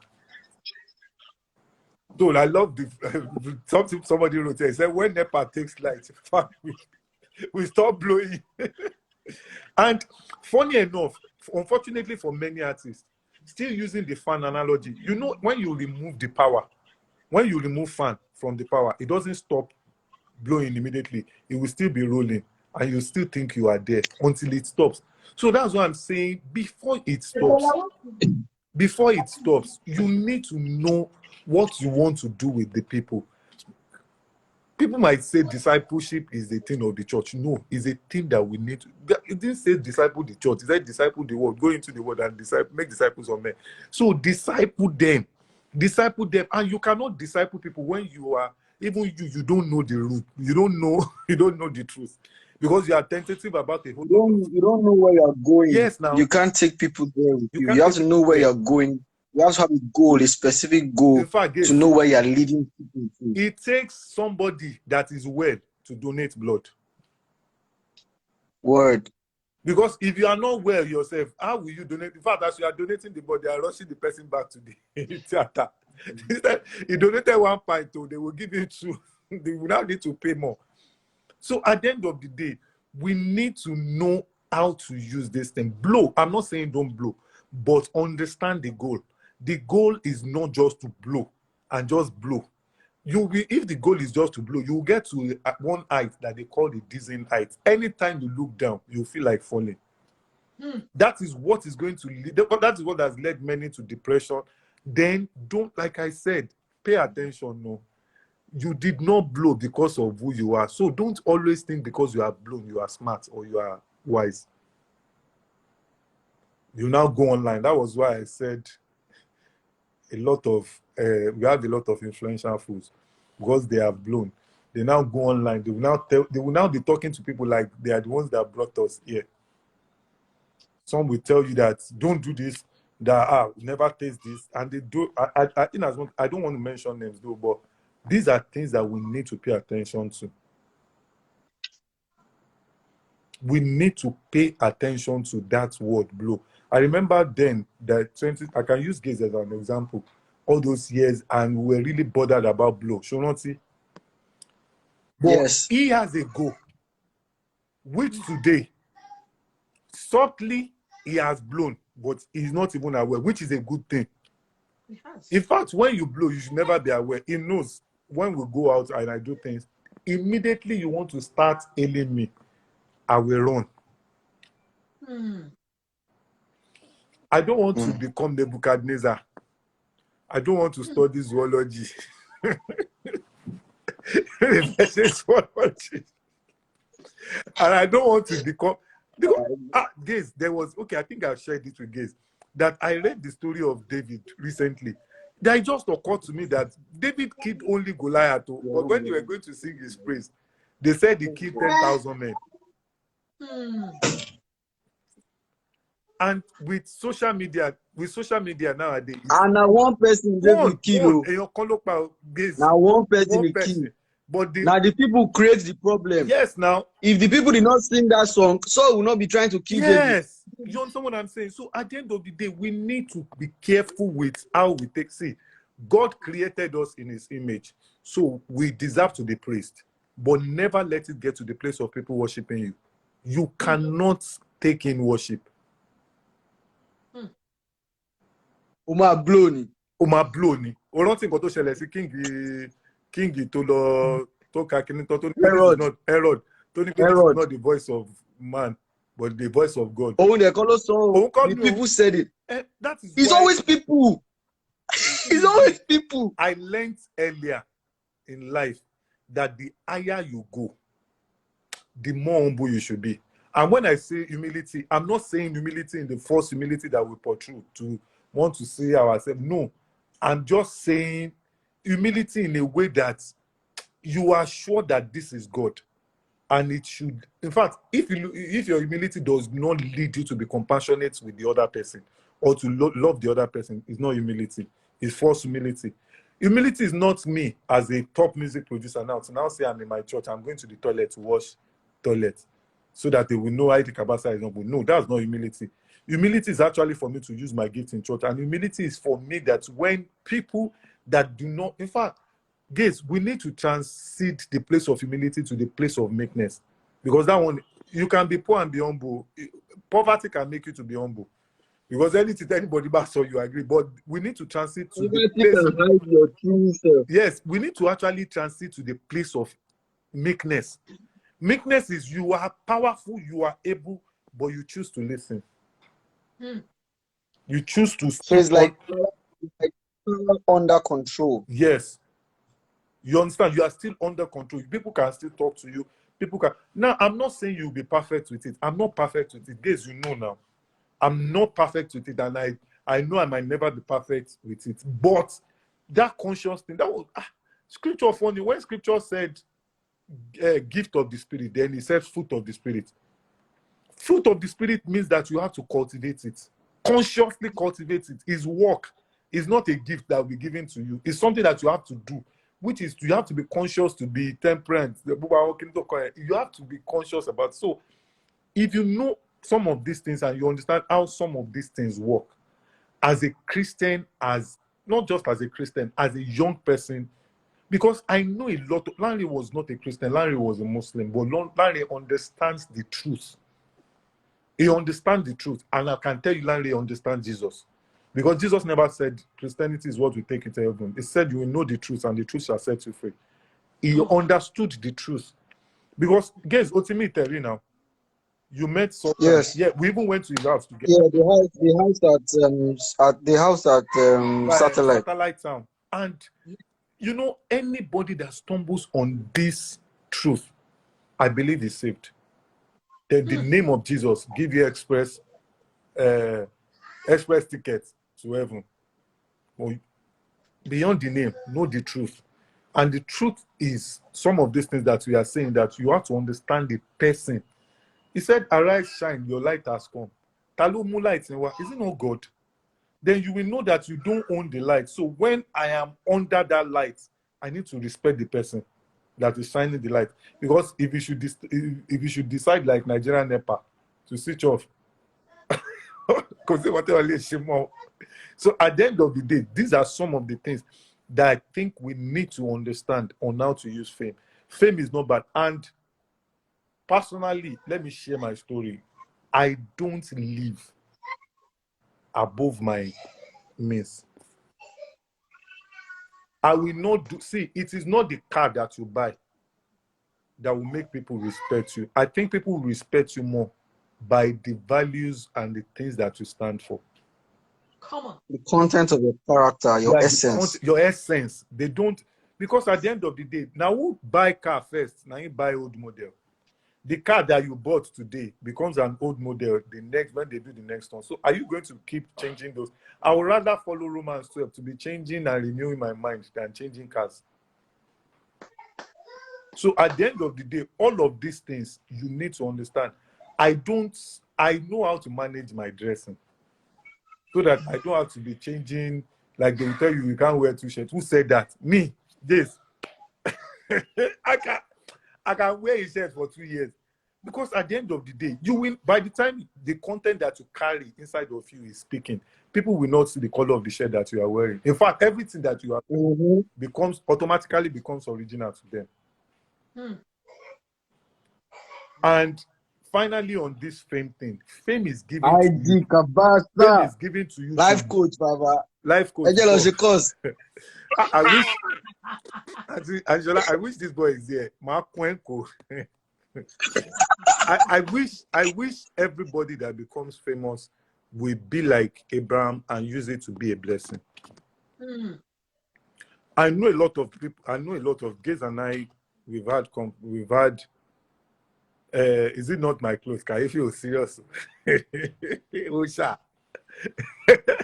Like, you know, like a lot of these guys that are out there, like you said, some of the new cats that are really, really up there. I must bring you on briefly. Yeah, a lot of those new cats, they are also doing wonderful stuff. I know some of them that are what they are giving to people is way much more than what a lot of churches or even are giving. Now, in as much as they do all of these things, I also will say that one of the things you can do with your fame is to actually drive the right narrative to people. Because if I give you money and I'm singing about sex, you're actually doing more harm than good. Yes, come on. Because when I do a song that actually makes you to want to go, and I'm not saying it's good or bad though, I need people to understand, but some of us, some of the things that we stand for will not allow us to do some things. Okay, somebody just asked me, where is Too Fat? Too Fat, I think Too Fat, I don't know if Too Fat is still alive here, but Too Fat was here a while ago. It's like it disappeared. Yeah. I think I should just, so fame, use it well. Let me just stop there. Use fame, use it well. Yeah, blow, but make sure you blow for the right reason. I know the goal. The goal is not to get some babes or to just get money. The goal is to be a blessing and to change culture. Yeah, I think that is how it works. Yes, sir. CABASA, thanks for having me. Today's sound, are people experimenting enough? Now, today's sound, people are still experimenting, and I will say this, that the sound actually improved, especially lately. The sound improved. I have my own bit of concern that the Africanness in the sound we might lose very soon. Yes. The Africanness in those sounds we might lose, because technically now I noticed that even the Afrobeat that we call it, we are not the ones that are naming our sound.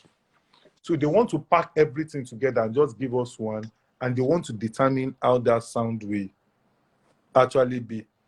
So but I know us for who we are as Nigerians, even our young guys, a lot of them are still going, because you cannot live who you are. You cannot live who you are. So eventually those sounds will still evolve to have the gong, to have all of those lyrics, gong. Only that gong on it will tell Igbo man does not understand what gong is. In fact, when they mix gong, they don't know how to mix it. Their gong speaks English, our gong speaks Yoruba. And Yes. there are stuff to it, which I think, but generally the sound is growing, but I'm sure it's going to only get better.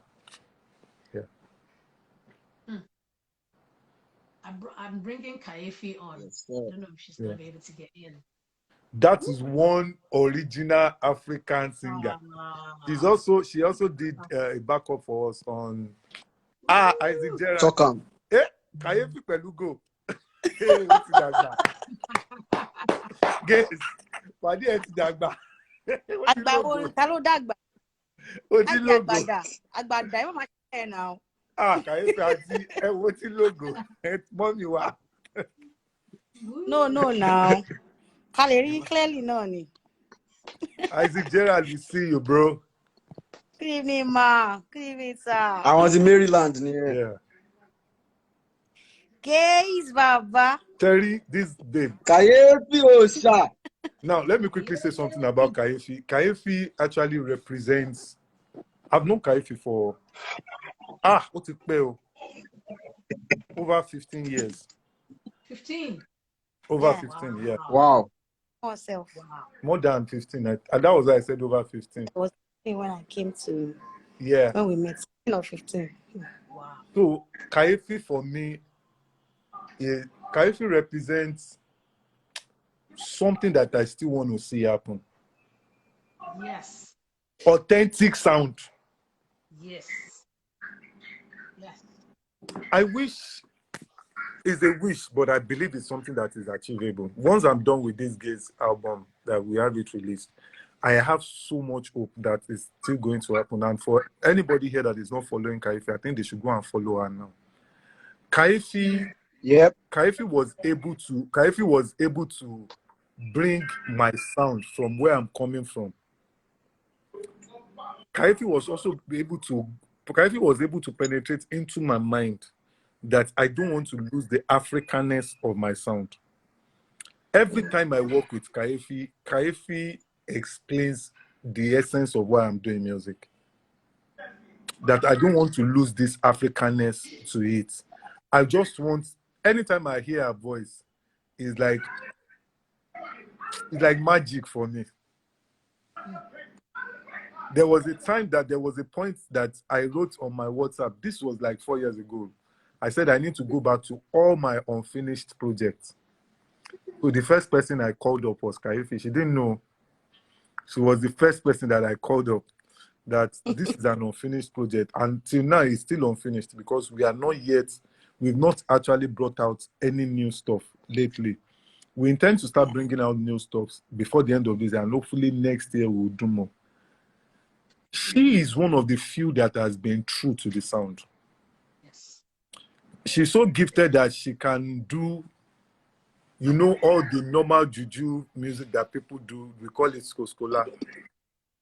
But she chooses not to go that route, but to stick to a true, authentic sound, and that for me, that is just, we very describe it. That is the thing for me.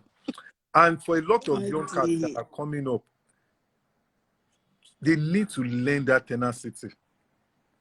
We were having a conversation recently, and I said, And music has gone beyond that part of, let me just record sound and people listen to the sound. It has gotten to the part of a monthly show where you will come, you will listen to my music. Then when you hear my music, you will listen to my story. And when you listen to my story, you will understand my philosophy. That is those things that I live around. And there are a lot of artists too that I think should also do what we are saying that Kaifi should do. Some of you is not just for people to hear your music. Then your story might actually say more than your music. Then people need to get more about your philosophy. Yeah. Yeah. And that goes for, and most of our OGs too. I think that's what a lot of them should be doing now. Anybody that has blown, let me quickly say this too, anybody that has blown in the music industry, it is your mind that will tell you that you've stopped blowing. You can never stop blowing. You have blown, you have blown. Nothing can unblow you. But the way the mind is a limiting thing. That which I understood when Jesus said that the heart of man is desperately wicked. One of the wickedness of the mind is it's going to tell you that people don't know me again, people don't celebrate me again. No, it is your mind that is telling you that. So you need to be tenacious, like I mentioned to Kaifi, then to keep evolving over time. To keep evolving. Whatever sound that is reigning now was created from the sound that you created. So that means you can still create something from your sound, which the world is still going to hear. So once you, but most importantly, even with the sound, as you are growing with the sound, we also need to get to the point that we are also feeding people more than just the sound. We are feeding people more than just the sound. We are feeding them words, because words, they are not just for communication. In fact, words are more for creation, creating things. When God spoke, it was not communicating, it was creating first. So you understand that that is how the word works, that it is meant to first create even before it starts to communicate and all of that. So I think it will go a long way. Wow. Okay, somebody here said the mind is a powerful tool. The mind is very powerful. It is. It is. The mind is very powerful. Yes. I think when in as much as we pay attention to our spirituality, we need to also pay attention to our mind. Yeah. Yeah. Romans 12, by the renewing of the mind, not the renewing of the spirit. The spirit is one, but by the renewing of the mind. A lot of limiting mindsets that we need to break. Like one of them was one I mentioned about fame and all of those things. Nothing is bad about fame. Nothing is that bad about you becoming a celebrity. Please become a celebrity. Celebrity means people are celebrating you. Yeah. Celebrity does not mean that you are buying big car. Trust me, I know they drive big car. That is not what celebrity. This, as I am like this, I can afford to buy any car, but I can't afford to own every car. Because I can afford to buy, it doesn't mean I can afford to own it by maintenance. So, and I have kids. So break all those mindsets, all those limiting mindsets that will tell you that, especially for my Christian brothers that are here, break the mindset that will tell you that because you are a Christian, you can't work. The job is to go into the world, though, is not to go back into the church. Yeah. That is the word. God is still in God is still in the business of putting out the light out there. And trust me, Auntie Shola, God can use anybody, anything. God has spoke through a donkey. He can use anybody. When he got the guy no agree, listen, he just used a donkey. Balaam. The donkey spoke to Balaam. So God can use you, and God does not even need anybody to be perfect for him to make. In fact, your imperfection is a major strength. What we call weakness, is a strength. Because in those weaknesses, there are stories that you will tell the world that will make people buy into you. Yeah. Come on. I see most of my weakness. I celebrate my weakness. I celebrate a lot of my weakness. So Kaifi knows some of my weakness. Dodo. Me too. About them here.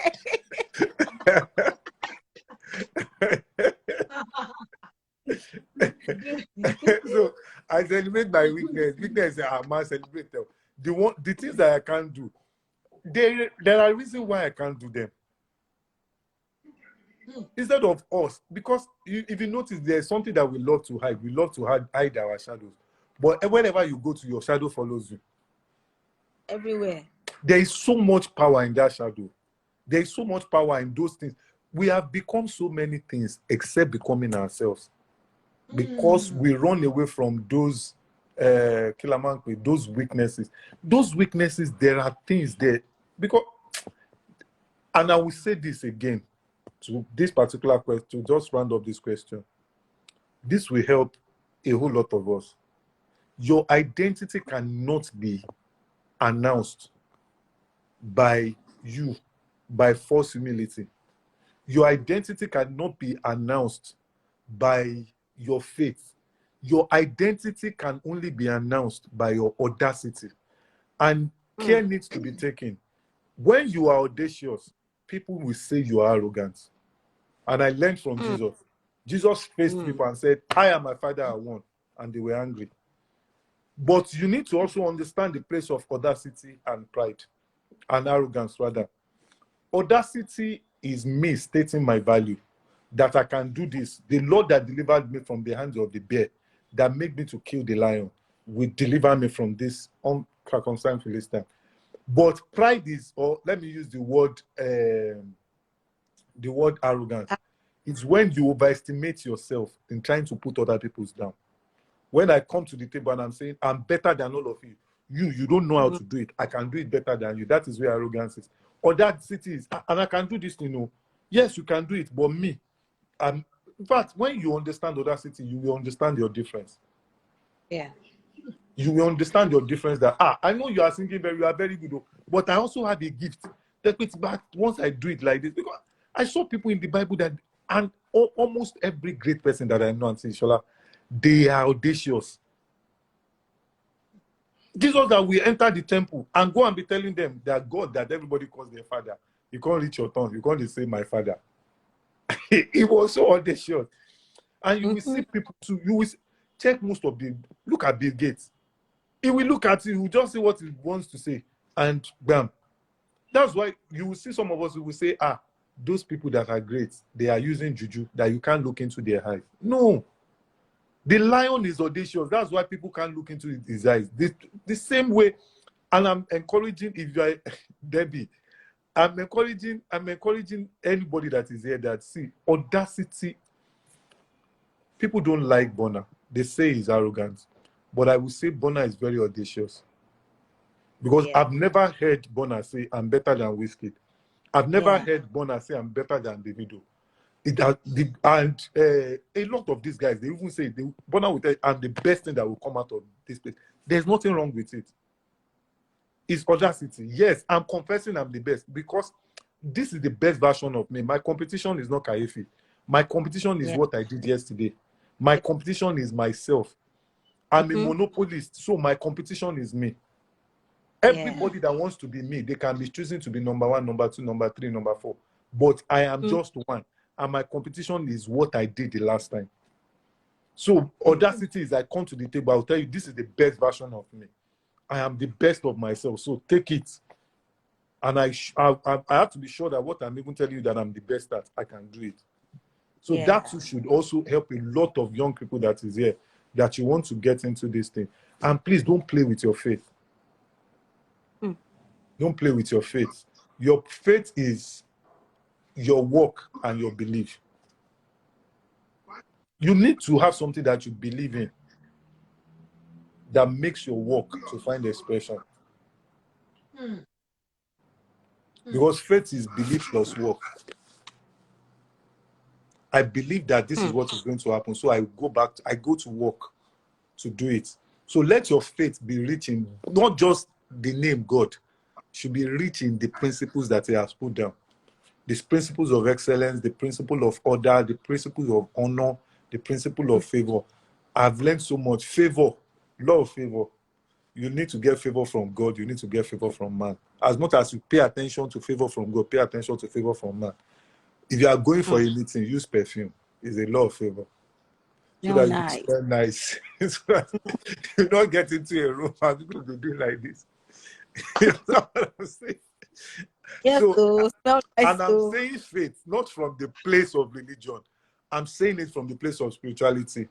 Any spirituality that does not make your earthly life worth it, go and check it. It's religion that you're practicing. Yeah. Yes. It's religion that you are practicing. Because the reason God sent you here as a spiritual, yes, dress clean. I like that, bro. Dress clean. Yes. Dress clean. Look good. Dress clean. You don't have to go. See, when you understand some of these things, it will help you as a woman to dress well. That you don't have to show some things for people to actually patronize you. Oh, sorry. My friend was just asking, who is this ID? Is ID CABASA, Cynthia. ID CABASA. Okay. Good evening, Cynthia. Asking. So, as I was saying, have what you believe in, and most importantly, believe in the truth, believe in the way, believe in the truth, life, which is Jesus, believe in God. Believe in all of these things, and make sure you are not just saying you're a believer by mouth. Make sure that the work is showing it. Daniel did not introduce himself as a Christian. And be a solution provider. David did not reign in the palace because he interpreted the dream alone. He was also an administrator. He also knew what to do. So let your Christianity gives you what to do, not just to know the problem.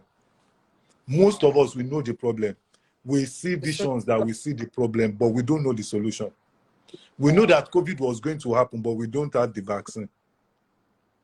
And you have to also, as a Christian or as a Muslim, as any religious person that you are, you must understand that God is beyond whatever your religion tells you that God is. I was talking this afternoon and say, Shola, that thing, I was going to come online to invite people for this, and I think I should also say it here. I was writing a song with somebody that I'm working with. The title of the song actually is the title of a song that I did with my wife called Akekiton, which is God of inexhaustible praise.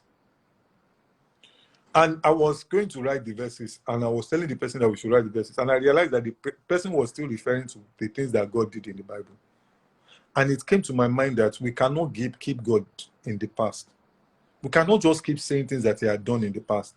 There are things that God said, greater works he shall do. He has done some great, you understand? There are some great stuff that he has done. Now, why can't we say the God that created the bridge? Why can't we? Because I think where the problem is, is we don't see science as a creation of God. Because if we see science as a creation of God, we will understand that God has actually started doing better than whatever was done in the Bible. No, I'm serious. As in, this was just this evening. I was coming to announce to people that we'll be having this. And I just felt that, no, can we, when we pray now, Kaifi, in your lifetime, have you seen a chariot before? Never. Just the ones that we heard about. But you still pray, some trust in horses, some trust in chariots. Did they still use all of those things to fight war? But there are things that are not, as in those are the things I want to tell my kids. So that they will be able to believe that God is still the one that is that created all of these things, that is still doing those wonders. I don't want us to cage him. I don't want us to box him. Kaifi is here and Shola, she knows we have all of these conversations. Every time we sit down, we talk. We make music from all of these conversations.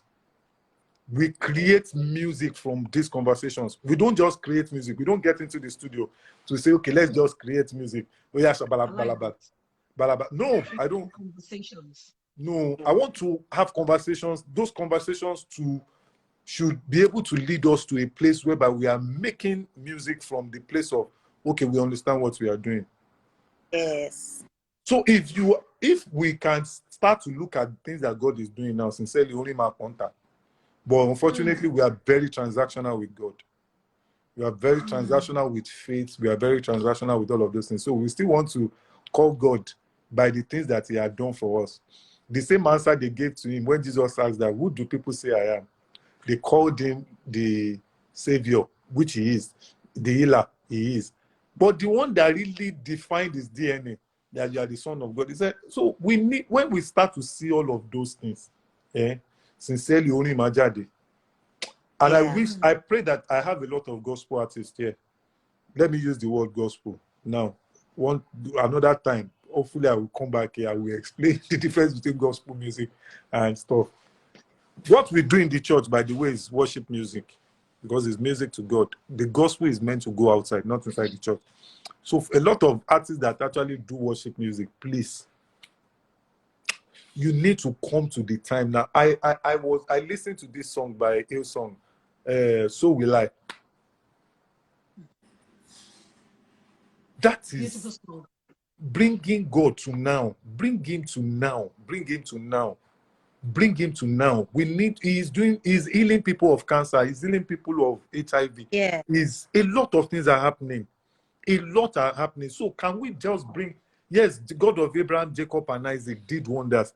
Trust me, God of Olumide Duogwande is still doing wonders. God of Kaifi is doing wonders. God of Tola is doing wonders. We need to say this more so that we'll bring him forward and we will have stop until we stop. I'm not saying we should stop celebrating those things that are in the Bible or that have been done, but I'm just saying that we need to start compiling our own testimonies, because the Bible is written in testaments, which is testimonies. So we need to start compiling our own testaments too. For now, this actually, all of these things that I said, Christian access to understand. So start to create your own testament. God is healing people miraculously. God has not, and God is also creating more miracles through science. If you read Proverb, I think it's Proverb, where he said it is the glory of God to hide the thing and the honor of men to see them. If you read it using the Message version, I think I've shown Kaifi before, using the Message version, if you use the Message version, he said it is the glory of God to hide the thing, but the honor of scientists. No, he said God loves hiding things. Scientists like discovering them. Which is to tell you that everything science is discovering is still God. The microphone we use in the church, science created it. Even the Bible, the book that we use in writing the Bible, science. So until we start to see God from all of this, first said that God is not just God of love, He's also God of war. He's also God of politics. He's also God of music. He's also God of I am. Anything that you put there, that I am. Until we start to see him more from that particular place. Let me welcome this, my Adaripon friend. Solo. Solo. Alpha. Okay. I never hear from you. We get unfinished stuff. Why would I was already Tawashi talking about? But the line service, after the service. Now, ladies and gentlemen, this is K Solo. K Solo. K Solo too is a kingmaker. I don't go Yankee. And Shola for Ekale. Boya kí n tẹ̀ wá kémi àti bọ̀bọ̀ ìjọ wá sí London yẹn gan. Ó lówó gan so that á gbé mi jayé. Lọ London no. Lọ London. Wọ́n máa kéde for ó dàgbé 7 days ní quarantine wọ́n sìn. Wàhálà London dey for you. Why? Good evening, ma. I'm greeting you too down. Kàyéfì. Hi. Ekale sir. How are you, ma? Your face. Hey, bros. What's happening? Oní wàhálà ní K Solo má dá lóhùn. Ó máa ń wá wàhálà àwọn èèyàn. Oní wàhálà ni. Ó máa ń wá wàhálà. I'm here on the GateKeeper series. JJ, just come and listen. Àjọlá máa ń wá wàhálà. Please don't ignite me. I'm not interested in your wàhálà this night. Now, for Emo, I was talking about Audacity the other time. He's also an example of one of the few people that I've seen that have been very audacious. Yeah. The first time K Solo and I met, K Solo walked into my studio. I don't know if you can remember, with Bombastic. Bombastic. And that was the beginning of our friendship till date. Yeah. Sincerely, a lot of things that we want to become is at the other side of being audacious. But our unnecessary false humility will not make us to have the boldness to actually approach some of these things the way they are. Somebody said, FFK, don't join the PCO. This guy, please let me block this guy. You should not want. I wanted to talk about this thing and Don't talk about FFK here, please. Go somewhere else. So. We don't blow, please. I don't want. Don't let us talk about. We don't blow. Don't come and talk about FFK here. FFK is hungry. Me here, I'm hungry. I don't know where we want to enter tomorrow. We don't want to talk. Let's just keep it quiet. We want to talk music. We want to talk about the things that are happening in our industry. But in the real sense of it, music, politics, they run hand in hand. You know it yourself that they run hand in hand. You cannot throw away politics and throw away music. It's politics that has driven us to this point. And understanding politics is part of what has made me keep friendship with you for years to this point. You get, and the new boys not understanding politics is what has made them put a fence between themselves. Some don't love themselves. Some do not understand that it's just a small industry, and we all need ourselves. Nobody can fight this battle alone. I remember that year. Where MC was fighting for our songs that were used as on MCN, Collar Tunes, Joya, and no royalty. I knew all about that last year. How she stood alone. Nobody was standing beside her. So little of us, we understand what it means for somebody to have. I'm sorry to say, it might come in loyalist or whatever, but if I hear anything happening to you, I will fight. Because it's not just yesterday that I know you. I always tell somebody that at the time I had an issue with Maya that year, as far as giving me a Bible passage to go pray with and read, that's what good friend can do. You get what I'm saying? So there's no way I'm not going to keep such friends for that number of years and say I want to throw it away. You get? So politics works. It's the politics that's still standing right now. You post up a picture, you see a number of people coming to comment on that place. There are not people who actually like you for real. Everybody's just coming to write because they know that page or that post is popping. So come out and pay me, no, I'm not typing it. So politics work hand in hand what we want to do. So if we discuss FFK, it's not a bad thing. Somebody who has promised that I'm not going to defriend to APC. I think there's something you drop. Kesoli, wait. There's something you actually mentioned now that I think we also need to talk about. That is relationship. Anshola, later, I don't know if in the long run, I don't know if we can bring in Sheung. Me and Sheung just spoke, and it's just what you've been discussing since we just spoke about. CABASA, go on. So Kesolo mentioned something that I think is key. Relationship. No man is created to be an island. Yeah. Now, I understand the place of people abusing access. I understand the place of people abusing the vulnerability around them and all of that.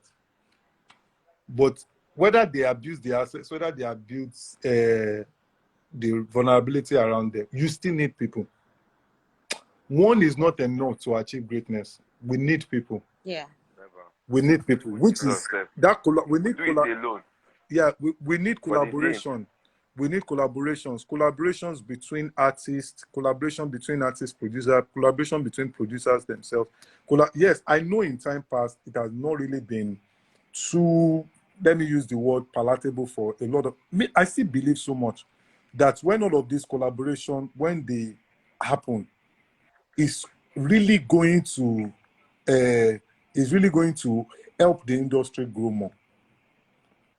And it's going to also help, especially for and this collaboration too has to do with what we started with, to honor those that came,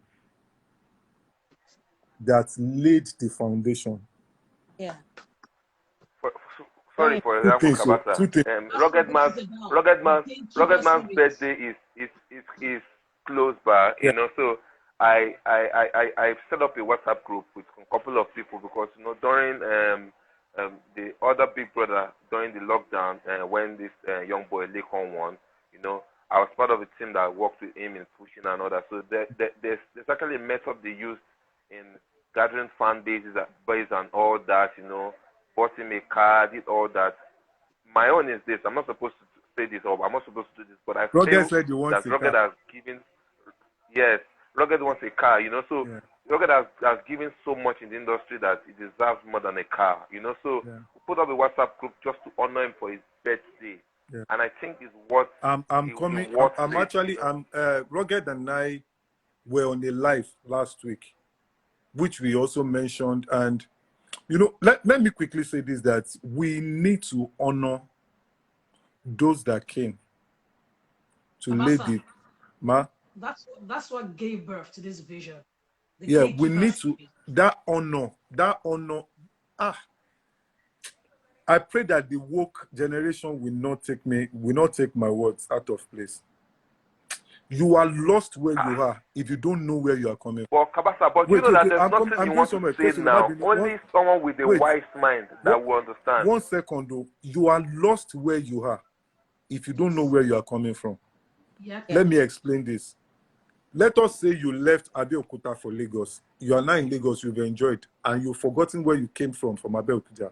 You're actually lost. Yes. So that is the reason why we should never forget where we are coming from. One of the places we are coming from are the legends, are the people that have walked the walk over time.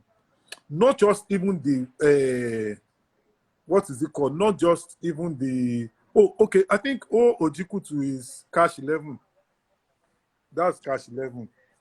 Yeah. Cash 11.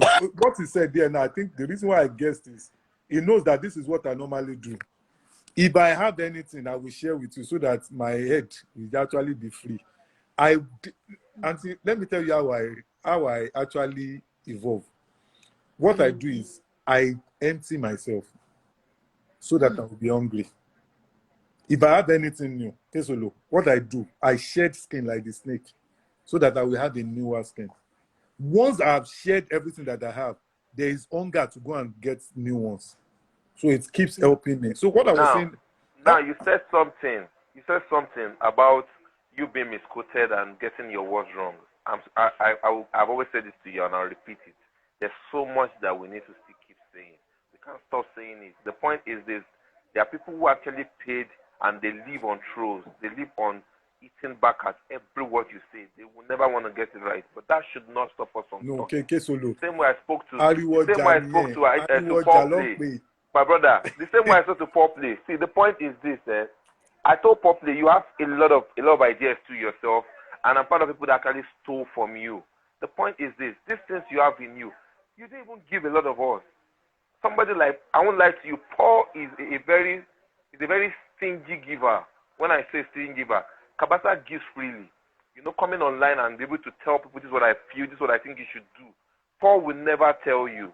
So for you to get from Paul, you must be his very close friend. You must turn his mouth, roll him, then he starts speaking and start giving you this nugget. The point is this: I stole a lot. Can I quickly say something there? So that is why you can have so many young producers come up today and say, I was taught by CABASA. CABASA made me this. CABASA made me that. So I've not landed though. I'm going somewhere. I said he gives, Paul doesn't give. Where I'm going now is this: for people, someone like Paul. I said because of his mileage and the ideas he's gathered together, I think it's high time. There's one thing that actually suffered our generation is the fact that we had no record for so many things. So the new boys are not even meeting anything. Only for the few ones like CABASA and that are actually speaking now. So they are taking and stealing from out, or the ones that actually went through his tutelage naturally, or grew under his studio, he trained them, that actually have his, stole from him. But in the real sense of it, I think it's right time that few of us, like what SM is doing now, we need to start taping this thing. We need to start putting them on YouTube. Things that has happened, we need to start documenting it, because we like it or not, some generation is going to need all these things we're talking about. Yeah. We shouldn't die inside us. So that's what I feel. Now, the few ones I have been doing, we've been bashed. But trust me, I live a life of bashing. And I always say to other people, I have gone through a lot in life, not even as a producer, but as a family man. I've gone through divorce at the early stage of my life. I've faced some ridiculous things I don't want to mention. So I've seen life as tough as it is, and I don't bother about it. So I will tell you the way it is. You like me or hate me, you will definitely come back to what I'm saying. The difference between me and Kabasa is Kabasa has the right word to make it sound sweet to you, and he'll call you stupid and you still laugh. But me, I don't know how to tell you that you are stupid and you will laugh. You probably will frown. So that's the difference between us. So I will throw it at your face and tell you how it looks. So you either take it like that or don't take it. But one day, you surely will come back to my word. So I think it's high time we begin to document these things. It won't take a minute for you to just take your set the camera and just say this word, put them on YouTube. They will come back and meet so it that then. we put things in context. That particular place of honor, I think you mentioned something that is very key. Documentation. We don't document anything. I think I've said this to Kaifi before, and Sola, that if the African religion was able to document a lot of things, probably we would not I've been easily. we would not have been able to read the Bible today. Probably would have seen the Holy Spirit and even meet Jesus through our normal, whatever that we practice. We need to document these things, but more importantly, I am scared that the young generation doesn't want to respect the ones that have been there before them. And also, Kesolo, this is also very, very key. The ones that have been there, some did not behave in a way that people will respect them. One, probably some because of selfishness, some because they were so much into themselves that all they cared about, and Shola, if you remember, I was talking about greatness, that greatness is actually more about people rather than just me achieving a lot. Because I've seen people that have said that, yes, I worked for this industry, I did this, but there are people that I know from way back that if you go to them that come and do collabo with these young artists, they will tell you, I can't do, or they will tell you to go and bring one big money. So I think it's actually a reflection time for all of us. For those that are still alive among the generals, I will call them veterans and generals, they need to share more. There are a lot of experience that we are losing. Experience is a comb life gives to you after you have lost your hair, which is to tell you that the comb is no longer useful for you. The comb is now useful for the next upcoming generation that they still have their hair. So pass those experiences, talk to them. You are doing something now, and Shola, you are talking to people.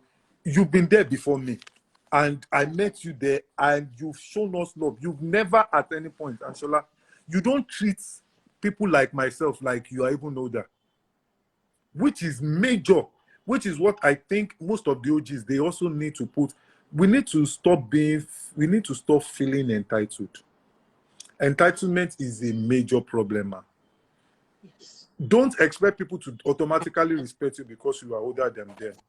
Don't expect people to automatically respect you because you have blown before. Don't just expect people to automatically like you because of who you are. You need to actually attract that respect. That is for the OGs. Now, for the young ones, they need to understand that what you celebrate, you will attract to. Because one day you will become an OG too. So you might need to start sowing seed of respect where you honor those that have been there before you, so that when it is your time and season to be where they are, people will honor you, people will respect you, people will love you. Now, there are a lot of people that they are going through stuff too, that when they put up their face like they don't want people to come near them, it's not because of that. Kesolo, people are going through stuff. Trust me. They are going through stuff. The person that sometimes we see as cocky might not be cocky. The person might be going through a lot of, unfortunately, we don't pay attention to mental health in Nigeria. We don't pay attention to it. A lot of our people are going through this, that when you are talking to them like this, you will feel like, why is he being cocky? No, he's not being cocky. He's actually interpreting things from his insecurity. At that moment, yes. So a lot of people are, like you mentioned some things now. I have my own down moment too. Fortunately, Kaifi has seen some of my down moments. I think we were meant to work the day Sultan died. Yeah. You remember? What happened to me? I got back from church and I was in the car for close to an hour. that I was just crying. Yeah. Now, that day, as I was crying in the car, somebody sent me a message that I should please that his mom is at the hospital, he needed money. I couldn't answer. I was angry with him. He didn't offend me. He did what he would have done on a normal day. You know, Kaifi Martin sent the But unfortunately, it was at the wrong time. And a lot of people that we see as arrogant too. I need to quickly say this. They are going through stuff. Trust me, bro. Most seriously. Some of those children that we think that they are being cocky. Kesulu, some people have abused them. Yes. You are respectable. Oh, my God, listen, let me give you a point. I'm going let me comment from that place. Wait, Kesulu. I'm going somewhere. You will give, I know, beyond, we are even talking Timaya. Bonikafi, boy, see, boy, Tokulu, this your boy. Clever J, Ibonikafi, Clever J, Ibonikafi, Emilawon. I know, even today, Kelon Polukwe, Terry Jeep, all of those boys. I know those stories. But see, what I found out, Kesolo, is people are not just what we see. I'm serious, bro. They are more of the things they are hiding. People are more of the things they hide than the things they say or that you see. People are going. I'm serious. They are going through stuff, deep stuff. They are not saying, but they are going. Let me show. I do not disagree with you. I agree with all you've been saying. No, but what the point I just want to pin is this, ma. Sir, there's a lot happening. That's the truth. Yes. It's not that nobody's going through a lot, but I always ask one simple question that doesn't really make sense. But at the end of the day, if you look at it, you pick sense from it. Is it because everybody, if you look at the hunger in Nigeria, does that warrant you from attacking the next person on the street of Lagos in gunpoint? It's not the right thing. Does that warrant you? No. Kesolo. Is that right? Kesolo. Okay, good. Now, bro. Wait. Let me answer very well. Let me answer very well. It's not the right thing. Okay. But I want you to look at it this way. Jesus caused the fig tree when it was not the time for fig. Why? Was it that wait, Jesus was hungry. You don't get people, hunger and survivor. May your loyalty never be tested with these things. Hunger, survivor, and some of these things. Like FFK. But Master FFK. Oh God, bro, don't mention. Don't mention my own. Don't mention it. Don't mention. You guys should listen to my own too. No. I don't want FFK. I'm not mentioning FFK. Let FFK go and FFK is not our business. I'm back to what I'm back to my own. We are talking bridging the gap. Yes. Between the OGs and the guys that are here. We don't FFK. So now, what I'm trying to say in essence is this: you have made a point from that stealing and because you're hungry, you are stealing and doing all that. But the point is this, bro. You have said another thing. People are more of what they keep than what they say. Abi, fine, which is also good. But there's one thing in life that I have learned, and I think is what we should be talking about: not greasing their ego. Because the point is this: a lot of people feel comfortable when you say to them that, okay, for example, I want to use another. See, I always like to use the example of what is actually happening. I'm not using FFK right now. There's a young girl in Big Brother, that is just 21, and flaunt all her body over the screens and all that. And you see people say that she's just 21. Why are you encouraging 21 instead of letting others? You see what you're doing is wrong. You get? If something has led you to be doing this thing for them, how many more years of your life do you want to keep doing this? Okay, Solo, I have a solution to this. I have a very funny solution, CEO. Do you know the solution? You understand? So people should not be acting under that atmosphere of this. Now the point is, a lot of people have gone. A lot of people have passed through my let me tell you the solution. But now, Solo, by the way, this guy too is a Christian. Done. Wait, this guy too is a Christian. Most of when we have stuff like Big Brother, what is the solution? The solution is not to try to kill Big Brother. If you kill it, it will grow. The solution is for I'm us. Not killing Big Brother. You didn't get me. The solution. I'm not saying. I'm talking about somebody in there. People are castigating, and I'm saying that it's not right. Yeah. Kesolo, people don't explain things from what they are. They explain things from how they see it. Which unfortunately they explain it more from their insecurity. Jempeleni, o ti rí èèyàn tó kún complain pé èèyàn kan bá èèyàn kan sùn online tó jẹ́ kó dé wà lórí another girl. Ó máa type, òun náà dẹ̀ ń ṣàgbèrè lọ́wọ́ o. And he will be typing that look at this useless guy. He's sleeping with somebody. That you do it online or you do it offline. Not people like that. You understand? People don't. You know, I said people are more of the things they hide.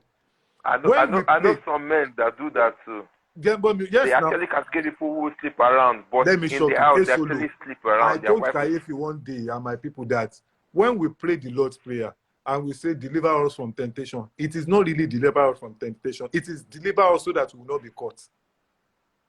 Because temptation has become a norm. Yeah. In fact, a lot has fallen. Then a lot pray. A lot actually pray that they should not be caught. Look, I have lost any Kesolo. I mean, Kayefi is someone me go and teach her. This babe, she's close to me. She knows that I have lost every right to judge any man. Do you know why? Because I can't judge you because I am not perfect too. I have things that I'm. See, I understood when Jesus said, "He without sin should be the first to cast the stone." I understood. Surely, that particular story, he was using that Moonlight story because that story was actually teaching us. That story was teaching us that look, some of the people that are standing that are holding stone, some of them have slept with her, and they said she was caught in the very act of fornication. I mean adultery. Where is the man that was sleeping with her? Come on. Exactly. Where was it? Where is the man? Where is the man? So everything that we judge people by, they are flawed. We judge people by our own insecurity. In fact, no, it's not. I'm actually supporting what you said. The same thing that you said now is what I'm saying, that when we get to the place of bridging that gap between the OGs and the new cats that are coming in, I think the OGs too, we need to be more matured to know that this. But hold on, where I end all this stuff. The OGs need to actually be matured to win them over with love, and I will explain. We can win them over with love. Baba, who are you winning over with love? Who won you? I have been Kesolo. Let me tell you. Who won you? Kayefi knows this story. Kayefi. Wait. I like to be very, very practical. As much as I know the Bible, I like to be very practical. Okay. Nobody won me and you. We fought our battles to get to where we are right now. Okay, you have fought. Where may I end on this matter? Wait. You know where I end up this matter? Kabasa, you know where I end this matter? You fought the battle. I want to end my talk. Do you want you can go ahead. You know where I want to end my talk is this, bro. Everybody who wants to respect. I'm not going anywhere. I'm going to listen to you. Anybody who wants to respect should respect. Anybody who wants to don't want to respect, nobody's even judging anybody here. Yeah. But one thing I'm very sure of is this. Karma, it follows back to back. Yeah. It's the surest friend. He will deal with you where you are in your closet when you know that this is what you're doing that is wrong. And yes, you're cascading the next person. Yours is coming for you. That's my own. Like you said in your words, everybody's going to be an OG. Yeah. You understand? So if we're talking about a female MC and say that whether some other generation is going to tell your rap that your rap was 0-2. You understand? So it's just like that. So me, that's where I have. That's where I stand right now. I do not disturb anybody. I do not want a respect from anybody. All I just do is this: I respect them. Anybody I see that is doing well with themselves, I give you an applause. Yeah, that is the. I give you an applause. That is what I want to. I give you an applause. Yeah. Like some few days, like yesterday, I saw Rexy, won Grammy. You know, he got the certificate for the Grammy, the song he produced for what's his name? For Burna Boy. Yeah. And immediately I DM'd him again. Congratulations. You know, you get what I'm saying? Tomorrow, if he's not at the peak of his game again, those DMs will not go nowhere. He will find them. He will realize that I actually did not look at what he's enjoying right now. I still went as far as still, you know, getting in contact with him and still, you know, greasing his ego and let him understand that this is just a starting point. You just did for you to just do Hi. You know, for you to just do on Burna Boy, there's still more you can do with it. You know, I wrote in some few tips I think he should that he can look towards, because you know, getting that is a huge one for him, and what he can also do with it himself. You know, so I don't look down on any one of them. I love everyone. Do you know what you have done? Do you know what you have done? I'm gonna get somewhere. Which, even to your boy Fuse, from day one, he doesn't even say good morning. You get it? The first time I ever knew that it was him, you know, and it was the same boy that I saw in your place that time, you know, I DM'd him. You get what I'm saying? That's how I rock. But the truth is this, it doesn't still stop me from telling you the truth. So if I tell you what I feel, you don't like it, bro, it's fine. But the point is this: what has it me? So just kill me to chrome black to add the good. Oh, die, okay, guys. I just want to quickly chip in something, and I'll just disappear. Good evening from California, or good afternoon. Hi, how are you? No, I'm really busy. I just want to say a big shout out to Weird MC. I have not seen you in the longest time. I want to say I love you. I remember Ijoya. Come on. Ijoya. Oh my God, Weird MC. Why did you stop singing? No, she's still singing. She hasn't stopped. Yes. You have new ones? I didn't know about that. You have new ones? New music? Yeah. Okay. Working on new stuff. Oh, okay. I think I don't want to say stupid. I'm sorry. I didn't know that you were still singing. So I'll just go to YouTube and start looking at the music. Retired. Go Spotify. No, Ijoya will never die. Ijoya, even last 2 weeks, my friend's birthday, we still sang Ijoya. Oh my God, that was so cool. Yeah. I'm disappearing. I want to say thank you for being a role model, and you still look pretty as ever. I love you. I love you, and I love you. Let her open her hair. You need to see that her hair. Killing. Oh, can I see them? Is it possible? No, she's on a live, please. On a live, please. Thank you, guys. Thank you for accepting me. Yeah, I love you. We love you too. Yeah. So, Kesolo, let me get to what you said. You know, you said some things. Kesolo, what you have done is to is to be a better person. Yola. Same Niola. No, Ni giggles. Hello. Hallelujah. Alright. Àǹtí mi, ẹ̀kújọ́ mẹ́ta inú ẹni lẹ́sìn pè mí o. Miss me. ID o fẹ́ wà náà. Mo fẹ́ wá. Mo ṣáà mọ̀ nǹkan tá a jọ sọ. Ní déètì ìlú yẹn. Ó lè àti rí kíní sí. Wọ́n máa wá o, máa jẹ́ kó mọ̀. Mo sọ pé máa sọ. Anytime you're ready. Of course. So, mo fẹ́ sáré sọ nǹkan kan fún Kesolo ni. Kesolo, you are winning over a lot of these young guys with love. You might not see it that way, but that is what it is. Sherry, Ansola, you are actually bringing a lot of people that are close to me, like my family, here. This black dude that you just brought on now. We are all black. No, me and I actually grew up together in the same area. I've known Lee forever. So me knows some of the stories, and the reason why I keep saying I want to love them regardless of what they do, Kesolo, is I'm not doing it for them, I'm doing it for myself. There's this word that we normally call responsibility. If you break down the words, it means responsibility.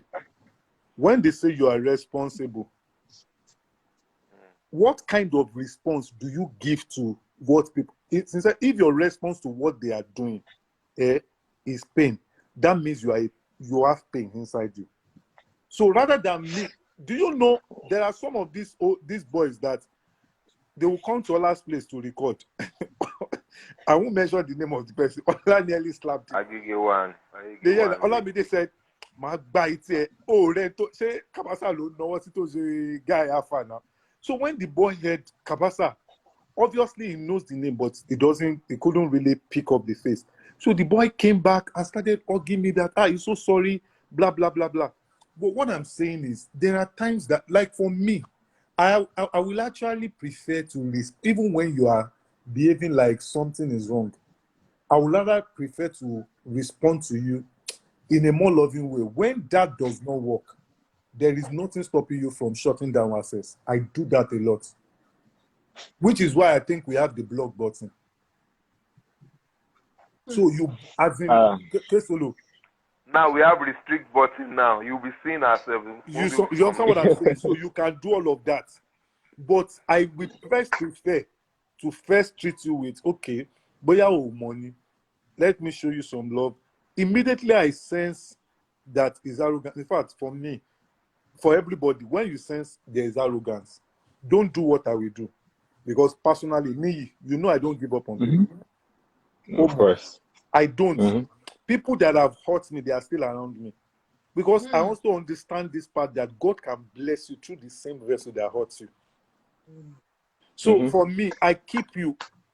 Kesolo, they call something forbearance. Forbearance is deeper than forgiveness. Forbearance is to forgive before they offend you. So I'm going to an event, before you bounce me, in my mind, I am saying they are going to bounce me. So that when they bounce me, it will not be a surprise. We just catwalk go inside your car back. What tell us me this? Because I mean, the tell us me you that almost story now. Almost story. I know some. Yeah. So many things don't happen now. So when they now eventually call me back and all of those things, I will just remind you that at this particular time you also bounced me, and the person will be like, big. But I prefer that than to just keep having grudges. Let me cite an example to you on what you just said, which is what I think I did later on by itself. He fixed himself. Was with SAS one time. I think it was one of the awards, hip hop awards that happened, you know, and we're part of people that pitched in for him, you know. But along the line, he didn't get that award. He was so pissed. You understand? Which of the hip hop awards? I can't even remember. I can't remember, but he was the one that everybody rooted for. That, you know, it was fast. You know? So along the line, he didn't get it. So he got my word wrong. You know? And what I said to him on that day, if I can remember, was the fact that I said, I think it was a tweet now. I said, like, you know, I said, they are not saying you as who should get that award again. They are saying you that you're already an OG. You understand? That you have passed the level of getting that award. And it got you wrong. You understand? And instantly, he replied on this thing on Twitter, and it's like, don't use your irrelevancy to affect my this thing and all that. And I just laughed. Now, the point is this. They hear me now. Then I didn't say anything. In less than 20 minutes, I received a call from Remy. You know, I saw what that boy wrote to Emma Binu. I called him now to pull it down. I said, there's no problem. I said, the point is this. He's still upset because of the vibe that everybody felt was. And I said, it was you that I was fighting for. In fact, I won't lie to you, I dragged Ayo Animation so bad that he called me. Okay, so I don't know about this thing now. I don't know about this thing now. I put people are actually involved in doing this and all that. And like, I said, between me and you, if I was in that event list that day, I was not even in Nigeria. I was tweeting from, you know, and I said, I expected it was supposed to be him. He had all the qualities. He had this thing. I said, I'm OG now. I know the criteria you guys use and all that. I said, it should. I said, now, I'm beginning to feel funny about this thing. I said, for example, one, at the time I was working with Paul Play, then I did a song for Normalos, you know, he rest in peace, you know. I did a song for Normalos, and they won an award for that song, and that award, you guys put up Paul Play as the one who produced the song, which I did. You get what I'm saying? So, since that point, I was into the setting, you know, they called me and we had a meeting and we had to thrash it out and all that. But what am I trying to say in essence is this, along the line, it still felt so big. After I had pulled it down, it felt so big to, you know, have to, you know, retract his statement. But along the line, as it kept growing, you know, and it found out that I was still not his enemy. I was supporting his brand. You get? Yeah. If he does something with Nini, I push it for him. When he does stuff, I still do that for him. I didn't unfollow him. I didn't block him. I didn't do any of that. You get what I'm saying? Because I realized that there's this thing that grows with timing and this sense that grows with your age. When you grow, you begin to get to realize that some things you're not supposed to do. So what you said, I get that point, and that's what actually put in action for him. Do you know? At the end of the day, Do you know what I think? Right. Okay, but in every decade there's like a technological development that comes into the industry. Yeah. The decade we belong to doesn't really have social media backing, and because of that, that era of social media that is actually present now is what people actually respect. But if you don't treat the past with its worth, the present will become past, and the future will treat the present the same way the present treats the past. So it's a boomerang, it's a cycle. So to collaborate, same thing will happen, because something will happen in the nearest future that will supersede what social media is right now, and it will be like some legacy kind of situation, and you'll be like, they don't really matter. But the actual truth is, each one of us here can say a whole lot about the industry, how it all started, the efforts from Auntie to UK Solo. It's a whole lot of effort, and we did all these things for passion more than for the money. Because right now, everybody is, what can I get off from this? Is it clout? Is it money? Or is it PR? But it's always done for something. But while we were working, it was in the dark and nothing was there. You're doing stuff to just because you have passion for it. And that's the difference between now and then. So people will be like, oh, so you did this, you did that. How come nobody's talking about it? Because it wasn't documented. So, and because of that, people don't really get their flowers. So, and CABASA, we'll talk. There's something I'm actually trying to work on. You know what I wanted to say as regards what you said now. Kesolo, this social media era is one of the most dangerous era that we've ever lived. This is the era where people define truth by what they feel it is, not what it is. Of course, yeah, and what they Somebody see. can wake up in the morning today and just tell you that, let me use the word, CABASA is the best producer that ever came out of Nigeria, that argue with your keyboard. Then before you know what you are saying, people are not thinking that there was a Laolu Akins. People have never thought of that there was a time that there was an OJB. People forgot the fact that there was a Nelson Brown. People forget the fact that there were people here and those records. Somebody can stand up today and just say they are feeling. No, it's not that they have checked the truth. Oh, you understand? They are feeling, which is not actually legit. The truth. They will just say it's not the they truth, don't but even they know. just come. That there's Yes, they don't even know what that was. They have the best so words to put all of these things together. They will just tell you that. So I tell people that we live in the post-truth era, where what a thing seems to be is more real than what it is. People don't. Do you know how many stories that we read online that they are not true, but because you are not talking, people will just put two and two together. I saw Kesolo and CABASA. I saw them together yesterday. Today they are not together again. Kesolo and people CABASA. Just pick some. They pick things out of context. The first and just determine what part they want to talk about on social media. The first tweet we read, Kesolo and CABASA not together again. The next person that will write it, Kesolo and CABASA are fighting. The next tweet that you will see, Kesolo and CABASA saw on the road. Pathways.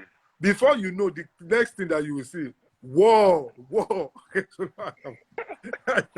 So it's so messed up now because it is a dangerous era, which is also one of the things that I will encourage, that we all need to keep telling our stories and telling our truth. Yes. If you don't write your story, people will come out and write whatever they feel about you. Whatever they feel about you. So they will come out and they will write what they feel about you. They will say things. They don't care whether you will. They will just come out. Kesolo is going through this. That is why Kesolo is growing old. And they won't know that Baba is just doing a young girl. They will tell you, you know, they will say all of those things. But you need to constantly write your own narrative. Then surely Kesolo, I cannot say this more than anything. Niyi Otiwalara with Adalakoka, you've been in conversations. You know there were people that I should never have forgiven that you see me with. I know. Of course, yeah. Kesolo, I won't lie to you. Christianity taught me how to forgive. Because if you go by my real self, Niyi is aware of some deep stuff. I can be very brutal, but Christianity was what broke my heart from stone to foam. Flesh. Yes, I'm telling you the truth. It's not, Kesolo, I'm not saying that you won't be offended though. God did not say you should not get angry. He only said you should not sin. Be angry but sin not, which is to say they will get you angry. But Kesolo, your response should not be to now sin. Your response will be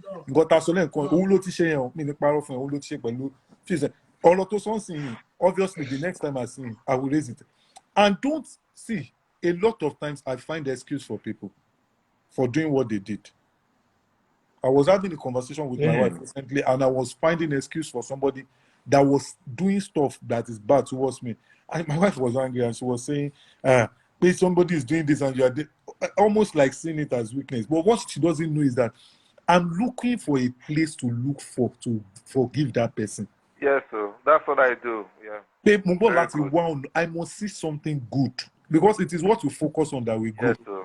I don't want to focus on the hurt. I want to focus on the sports that will just make me. For example, let me buttress that your point now quickly. Like I always say to my wife, when you drive on the street of Lagos, you see us in serious fights with this downfall driver. And I say one word to her. I said, see the car they are driving.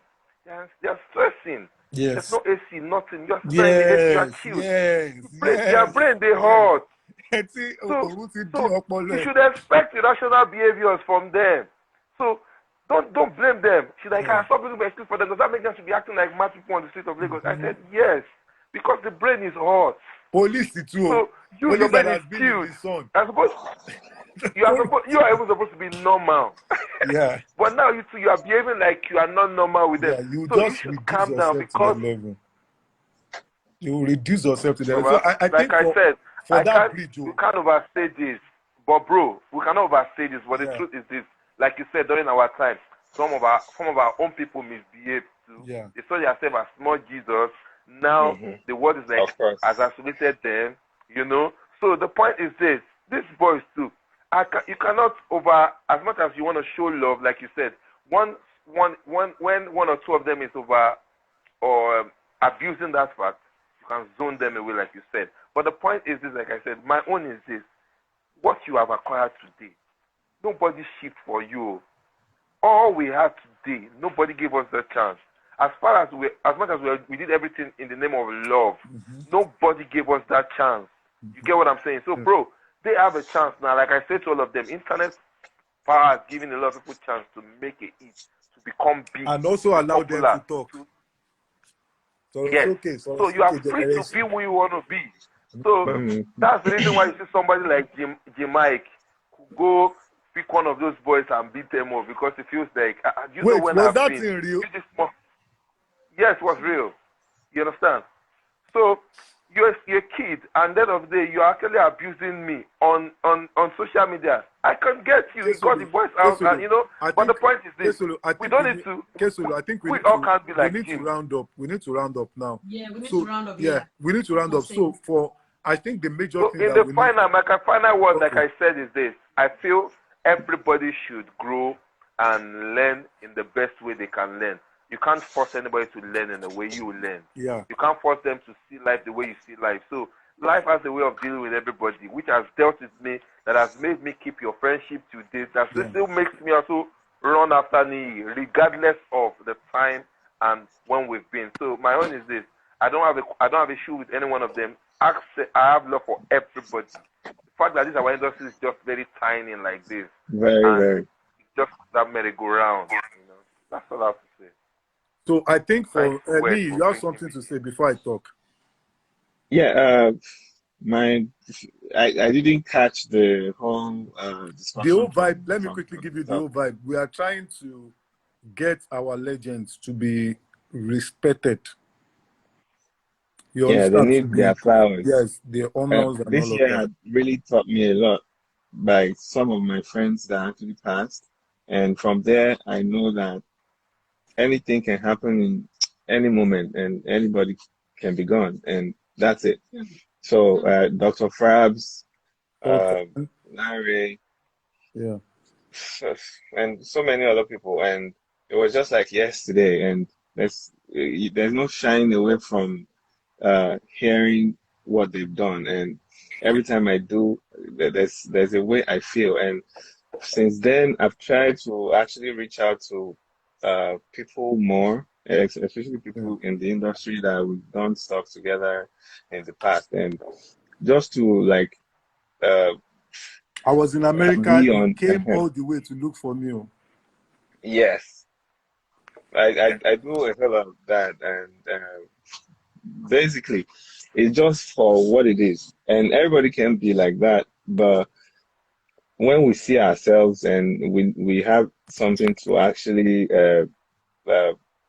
give each other, or maybe what I noticed about people that are still like doing stuff, some of them actually, I don't know why they hoard giving people their credit for whatever it is that they've done for them.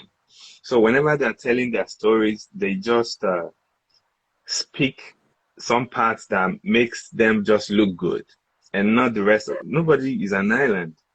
So many people that came out and become whoever they are. There's no way a Timaya will want to talk a story and not mention K-Solo. If he does that, that's an abomination. That story is not complete. Yes. It's just like the band and Don Jazzy trying to talk about themselves and not mentioning me. That's not a story. Because I know that story more than any other person. Yeah. So it's just like Auntie too. There are so many things. Everybody that is here present, we've actually done stuff together at one point in the business. And so people are like that. And with this kind of association, when you know, okay, in year blah blah blah, this was the person that did so and so for me. So when you have your own little moment, maybe of publicity or whatever it is, and you mention all other people that were involved, even if it wasn't actually really documented back then, at least that will make people know that this sort of person actually did this. And I was talking to someone, and the person was telling me about how they were going to New York Times to actually get from their archive to tell a story about American hip hop, because the one that they wanted to talk about was actually really, not documented. Same way, whoever can say, oh, okay, I was there when this happened, this person did this, and 2 or 3 people can actually corroborate the story, then it becomes the truth. So, and the generations to come after can actually look and see that. So if we start doing that more, it will also come together to form something. It's just like me now, trying to tell my story of how I met Olamide. You have to be in the picture. I can't say, oh, okay, I just picked my phone and I called and voila, Olamide just appeared. I have to say, oh, okay, it was through ID CABASA, I actually met Olamide, and this was what happened and all that. By doing that, I already brought you into the picture of how things were. So if I want to talk about some other stuff, like, oh, okay, Wed MC did this, Wed MC did that, I was there when this was done, it was in collaboration with so-so and so-so person. That becomes a story, something. And so things like that, it makes more sense. And I think that's what we should be doing, because we were not documented, and it's a whole lot. We actually did more than people actually know. Yeah. This is why we need to document stuff, and this is why we can go back in time and shoot our documentaries. Yes. Tell our stories. I'm writing a book right now. I'm working on a documentary right now, because otherwise other people will tell their stories about you, and they will say a lot of things that you can bring in more, because it's your story. So you know where you started from, you know where you're going. So it's really, really, really important. So I think this night we've been able to establish that we need to document these things, and also we need to institutionalize conversations like this. Not just between OGs, but sometimes we have some of these young guys to join, because it's the bridge that we are trying to merge. Is a bridge. We are trying to create a bridge so that, like the national anthem said, the labors of our heroes past shall never be in vain. Yeah. We need to actually get to that point. So we need to see ourselves as a bridge where we can get some of this experience that we've had, some of the mistakes that we've made. We can pass it to the next generation. And also, in as much as we pass our experience, let us also take a posture to learn from the new generation. I do that a lot. That also, me too. I learned from them. Ola came from me, but right now as I speak solo, I sit down with Ola a lot of times, and I just want to learn the business from him, because there are things that have changed that I might not know. So I want to learn. I learn from all of those boys. Sometimes I tell Fils to come to the house, and I tell him, okay, this particular song that you did, I love the parts, the kind of synth that you use. Which synth? Which software do you have? I get stuff from them. So that's humility for us to accept them and for them to accept us too. And I pray that God will use this program to actually do more of that, so that we are all fine at the end of the day. So I think we can close now. America. Yes. No, I did. Thank you. If you don't be here, just call me. I'll come get you. Chicago. I'm a link up. Me will lose any Meanwhile, there's one other thing that you, K Solo, and I was talking to Kimani about entertainment industry, like she's actually maybe yesterday or so. Cute Kimani. She's here. Kimani is Ni's wife. So we were talking, and we said something about we said something about most of everybody that is in the music industry, they're actually from Kerubu or Sele background. Just look at all of us here now. 3 of us out of 4 were from Sele. Yeah. Kaifi that left too. I met Kaifi too from Sele Church. Of course now. K Solo used to be our choir master. No, Toba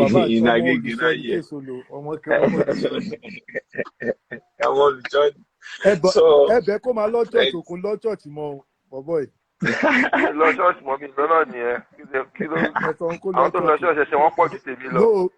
Church, I encourage a lot of young people to go. No, but don't forsake the assembly, no. Don't forsake it too. No, I'm not. But Mama, after that COVID, yeah, I understand. I decided to just get close to God online. Auntie Shola, thanks so very much for having us. Thanks so very much. Auntie, good to see you. Same here. Good to see you. Thank you for bringing me in. Yes, sir. Can take care. Thank you. Me, Giggles, thank Auntie, you. Auntie, please, one request, please. Bring Sheung on your live song. Sheung Kuti. Okay. Yes, bring Sheung, please. I'll call him. Yeah. Sheung is a wonderful. Sheung is a wonderful kid with of course. Sheung is an intellect. He's very sound. Very, very sound. Thanks for having me, man. Thank you so very much, man. So much. Yeah, thank you. Nice night. Yeah. Niyi, Eshegoma. CABASA, thank you. We celebrate you. We love you. Thank you. Yeah, thank you so much, man. Everybody for coming on. Yes, man. Wow.